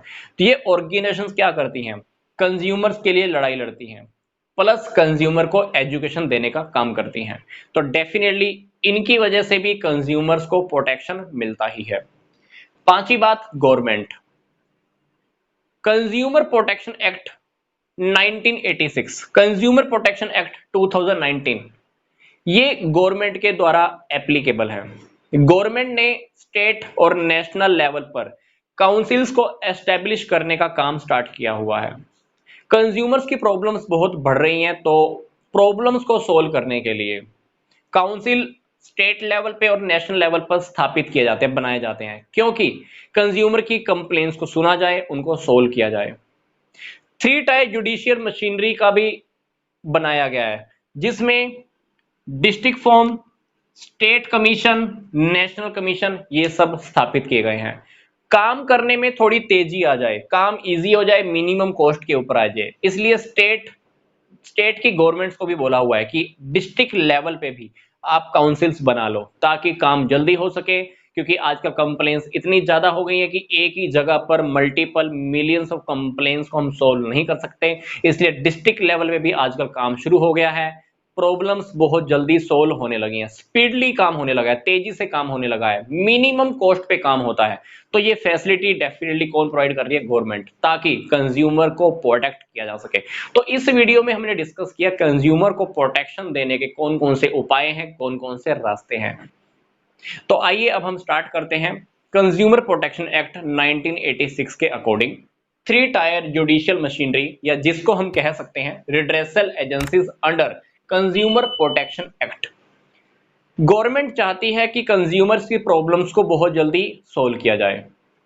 तो इसलिए गवर्नमेंट ने क्या किया है, डिस्ट्रिक्ट लेवल पर डिस्ट्रिक्ट फॉर्म, स्टेट लेवल पर स्टेट कमीशन, नेशनल लेवल पर नेशनल कमीशन, इन कोर्ट्स को बनाया गया है। ये कोर्ट क्या काम आते हैं? कंज्यूमर्स की प्रॉब्लम्स को सोल्व करने के लिए, पर तीनों के अंदर अमाउंट का थोड़ा डिफरेंस है। 20 लाख तक का केस यहां जाइए, 20 लाख से ऊपर पर 1 करोड़ तक का केस आप यहां जाइए, 1 करोड़ से ज्यादा का केस है तो आप नेशनल कमीशन में अप्लाई कर सकते हो। अब हम बात करते हैं डिस्ट्रिक्ट फॉर्म की। तो कंज्यूमर प्रोटेक्शन एक्ट 1986 के अकॉर्डिंग हर स्टेट गवर्नमेंट को बोला गया है कि आप हर डिस्ट्रिक्ट में एक या एक से ज्यादा डिस्ट्रिक्ट फॉर्म बना सकते हो, जिसमें कितने मेंबर होंगे? 3 मेंबर, जिसमें से एक अध्यक्ष और एक लेडी का होना बहुत जरूरी है। इन मेंबर्स की अपॉइंटमेंट कैसे होगी? स्टेट गवर्नमेंट के अकॉर्डिंग। जो ये अध्यक्ष है, प्रिसाइडिंग ऑफिसर है, इसकी क्वालिफिकेशन वैसे ही होगी जैसी क्वालिफिकेशन डिस्ट्रिक्ट जज में होती है। तो मतलब डिस्ट्रिक्ट जज की जो क्वालिफिकेशन होती है वही क्वालिफिकेशन इस अध्यक्ष के पास होनी जरूरी है।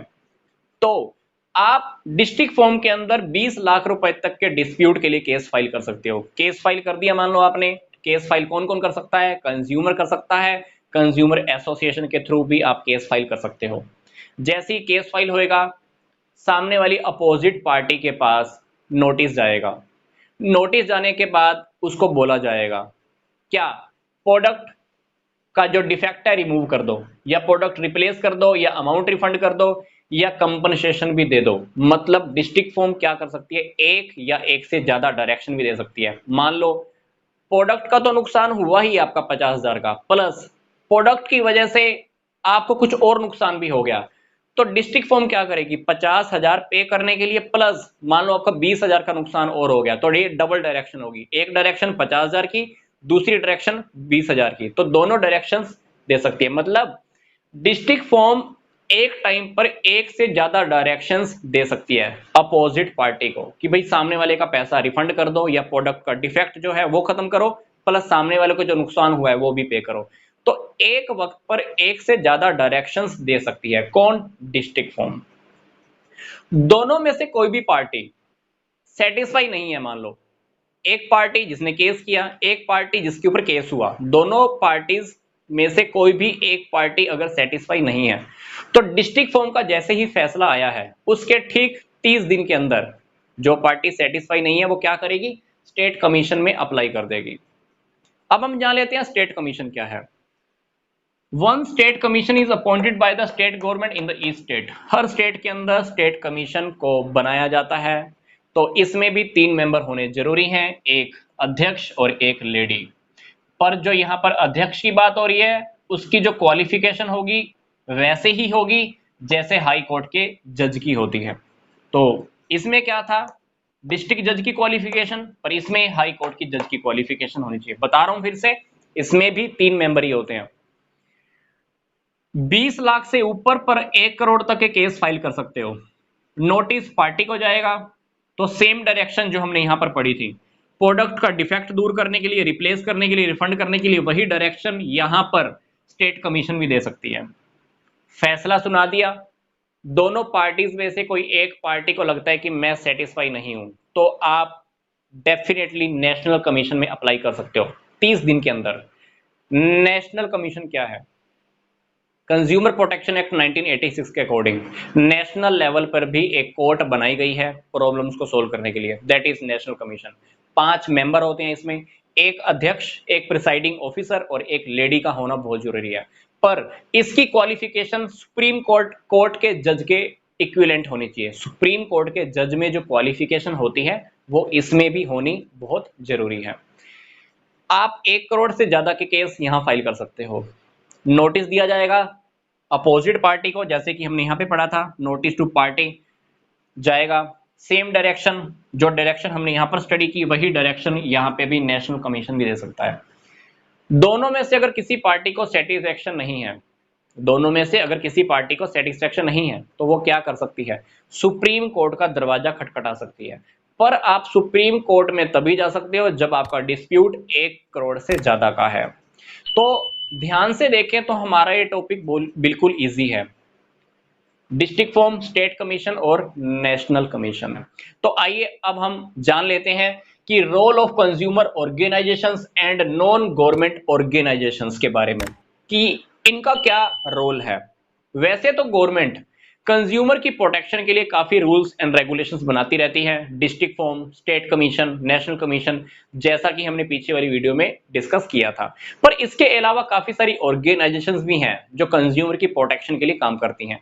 तो उनका क्या रोल है ये हमको अब इस वीडियो में जानना है। तो जो पहला रोल है वो है अवेयरनेस और एजुकेटिंग। जो ऑर्गेनाइजेशन का जो पहला रोल है वो क्या है, अवेयरनेस एंड एजुकेटिंग। तो ये ऑर्गेनाइजेशन क्या करती हैं, कंज्यूमर को अवेयर करती रहती है, अलर्ट करती रहती है, उनको शिक्षा देती हैं, उनको उनके अधिकारों से अवगत कराती है, उनको बताती है कि भाई तुम्हारे पास सुरक्षा का अधिकार है, उपचार प्राप्ति का अधिकार है, रिड्रेशन मतलब कंप्लेन फाइल करने का अधिकार है, तुमको प्रोडक्ट सिलेक्ट करने का अधिकार है, एजुकेशन लेने का अधिकार है। तो ये सारी बातें कंज्यूमर को बताती हैं, कस्टमर्स को बताई जाती हैं। तो डेफिनेटली जो पहला रोल है वो है अवेयरनेस करने का और एजुकेशन देने का। तो ये टाइम टाइम पर कुछ ब्रोशर्स, जर्नल्स, कॉन्फ्रेंसेस, सेमिनार और वर्कशॉप भी करती रहती हैं। इनके थ्रू कस्टमर्स को, कंज्यूमर को अवेयर किया जाता है, अलर्ट किया जाता है, उनको एजुकेशन भी दी जाती है। प्लस ये कंज्यूमर्स को ये भी बताती हैं कि कौन सी क्वालिटी का प्रोडक्ट आपको परचेज करना चाहिए। तो ये सारी बातें हैं जो पहला रोल है इन ऑर्गेनाइजेशंस का, इनको एजुकेशन देना, अवेयर करना, किनको, कंज्यूमर्स को। Second topic, collecting data on different products and testing them. ये ऑर्गेनाइजेशंस बहुत सारे प्रोडक्ट्स का डाटा इकट्ठा करती हैं। लेट्स सपोज कीजिए कोई नया प्रोडक्ट मार्केट में आने वाला है, तो ये ऑर्गेनाइजेशंस क्या करेंगी, ये ऑर्गेनाइजेशंस उन प्रोडक्ट्स को इकट्ठा करेंगी, उनके सैंपल्स लेंगी, उनके ऊपर टेस्टिंग करेंगी, देखेंगी कि प्रोडक्ट में कोई घटिया क्वालिटी तो नहीं है, प्रोडक्ट गलत तो नहीं है, कहीं कस्टमर का नुकसान तो नहीं होएगा। अगर ऐसा होता है, होने वाला हो, तो कस्टमर को पहले ही बता दिया जाता है ताकि प्रोडक्ट खरीदने से पहले ही वो अवेयर हो जाए। प्लस कभी कभी कुछ प्रॉब्लम्स भी आती हैं कस्टमर्स के साथ, कंज्यूमर के साथ, तो उनकी प्रॉब्लम्स के ऊपर इन्वेस्टिगेशन की जाती है ताकि सॉल्यूशन मिल सके उसको, प्लस वो प्रॉब्लम और किसी कंज्यूमर को ना आए। थर्ड हमारा टॉपिक है file suit on the behalf of consumers. कुछ कंज्यूमर ऐसे भी होते हैं जो कोर्ट में डायरेक्ट केस फाइल नहीं कर सकते, वो कंज्यूमर क्या करते हैं, इन ऑर्गेनाइजेशंस की हेल्प लेते हैं। तो ये ऑर्गेनाइजेशंस क्या करती हैं, कंज्यूमर्स की तरफ से अपोजिट पार्टी के लिए, अपोजिट पार्टी के खिलाफ केस फाइल करती हैं। चौथा टॉपिक है प्रोटेस्ट, विरोध करना, मिलावट के अगेंस्ट, बनावटी कमी, ब्लैक मार्केटिंग। तो इन सब के विरुद्ध ये प्रोटेस्ट करती हैं, विरोध करती हैं, ताकि कहीं पर भी ब्लैक मार्केटिंग ना हो, वस्तुओं की बनावटी कमी ना हो। बनावटी कमी का क्या मतलब होता है, कभी कभी प्रोडक्ट होता है सेल करने के लिए पर वो प्रोडक्ट सेल नहीं करते हैं, बनावटी कमी कहते हैं। अडल्ट्रेशन, मिलावट, तो इन सब का विरोध किया जाता है। कौन करता है विरोध, ऑर्गेनाइजेशंस। फिर अंडरवेट सेलिंग, कुछ प्रोडक्ट ऐसे होते हैं जिनका वेट कम होता है, उनका भी विरोध किया जाता है। कुछ प्रोडक्ट ऐसे होते हैं जिनका प्राइस लगातार कंपनीज बढ़ा रही होती हैं, प्राइसेस अगर लगातार बढ़ रहा है तो कहीं ना कहीं गड़बड़ है, तो उनका भी विरोध किया जाता है। ये ऑर्गेनाइजेशंस कुछ मूवीज भी तैयार करती हैं, कुछ कैसेट्स भी रेडी करती हैं। इन मूवीज या कैसेट्स के थ्रू कस्टमर को दिखाया जाता है मिलावट कैसे होती है, मिलावट से कैसे बचा जा सकता है, ये सारी बातें कंज्यूमर्स को सिखाई जाती हैं। कहीं कहीं पर प्रदर्शनी भी लगाई जाती है, एग्जीबिशंस, एग्जीबिशंस लगाकर कस्टमर्स को, कंज्यूमर को अवेयर किया जाता है, नई नई टेक्निक्स उन्हें सिखाई जाती हैं ताकि वो खुद को सुरक्षित कर सके, खुद का बचाव खुद ही कर सकें। टू हेल्प एजुकेशन इंस्टीट्यूशंस, काफी सारे इंस्टीट्यूशंस ऐसे हैं जो बच्चों को पढ़ाते हैं। तो ये ऑर्गेनाइजेशंस क्या करती हैं, उन इंस्टीट्यूशंस की हेल्प करती हैं, उनको ये बताती हैं कि आप सिलेबस में क्या इंक्लूड करो, कंज्यूमर प्रोटेक्शन को लेकर आप बच्चों को क्या सिखा सकते हो, कौन सा चैप्टर डालना है, कौन से टॉपिक डालने हैं, कौन से एग्जाम्पल डालने हैं। तो ये सारी बातें वो इंस्टीट्यूशंस को भी बताते हैं। अल्टीमेटली जो अकेडमी होती हैं, बड़े बड़ी यूनिवर्सिटीज होती हैं, तो उनको भी हेल्प मिलती है। तो यूनिवर्सिटीज को, बड़े बड़े इंस्टीट्यूशंस को कौन हेल्प करता है, ये ऑर्गेनाइजेशंस, उनको गाइड भी किया जाता है। फिर है promoting network of consumer associations. आजकल ये ऑर्गेनाइजेशंस खुद को प्रमोट करने का काम कर रही हैं, ताकि हमारी ऑर्गेनाइजेशंस काफी सारी बन जाएं, बहुत सारे लोग हमको ज्वाइन कर लें। इससे क्या होगा, इनका नेटवर्क बहुत बड़ा हो जाएगा, छोटे से छोटा कंज्यूमर प्लस बड़े से बड़ा कंज्यूमर भी इनके साथ जुड़ जाएगा। तो क्या होगा, एक हाई लेवल के ऊपर, एक एपेक्स लेवल पर एक फेडरेशन बन जाएगी। अगर एक एपेक्स लेवल पर फेडरेशन बन गई तो ये अपना काम हर स्टेट में और हर डिस्ट्रिक्ट में आसानी से फैला सकते हैं और हर किसी को प्रोटेक्शन इजीली दी जा सकती है, क्योंकि जितना बड़ा ऑर्गेनाइजेशन होगा उतना ही फायदा हर किसी तक पहुंच पाएगा। सपोर्ट टू गवर्नमेंट, गवर्नमेंट को भी सपोर्ट करती हैं ये ऑर्गेनाइजेशंस।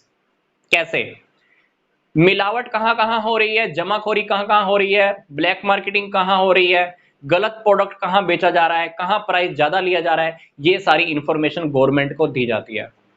गवर्नमेंट क्या करती है, टाइम से एक्शन लेती है, उनके ऊपर कार्रवाई करती है। तो डेफिनेटली तो ये ऑर्गेनाइजेशंस गवर्नमेंट के लिए भी बेनिफिट का काम करती है। तो इस वीडियो में हमने डिस्कस किया है consumer organisations and non government organisations का क्या रोल है। सिर्फ कंज्यूमर को एजुकेशन देने का ही नहीं, कुछ काम ऐसे हैं जो ये अपने लेवल पे भी करते रहते हैं, जैसे कि प्रोडक्ट के सैंपल लेना, उनके ऊपर टेस्टिंग करना, इन्वेस्टिगेशंस के काम करना, इंस्टीट्यूट वालों को गाइड करना, विरोध करना, किसी और के बिहाफ पर केस फाइल करना, गवर्नमेंट को सपोर्ट करना। तो इतने सारे काम हैं जो ये ऑर्गेनाइजेशंस करती हैं। तो इस टॉपिक के साथ ये चैप्टर भी हमारा कंप्लीट हो चुका है। तो मिलते हैं अब हम नेक्स्ट वीडियो में किसी और नए टॉपिक के साथ। तो यहां तक का वीडियो देखने के लिए आपका धन्यवाद।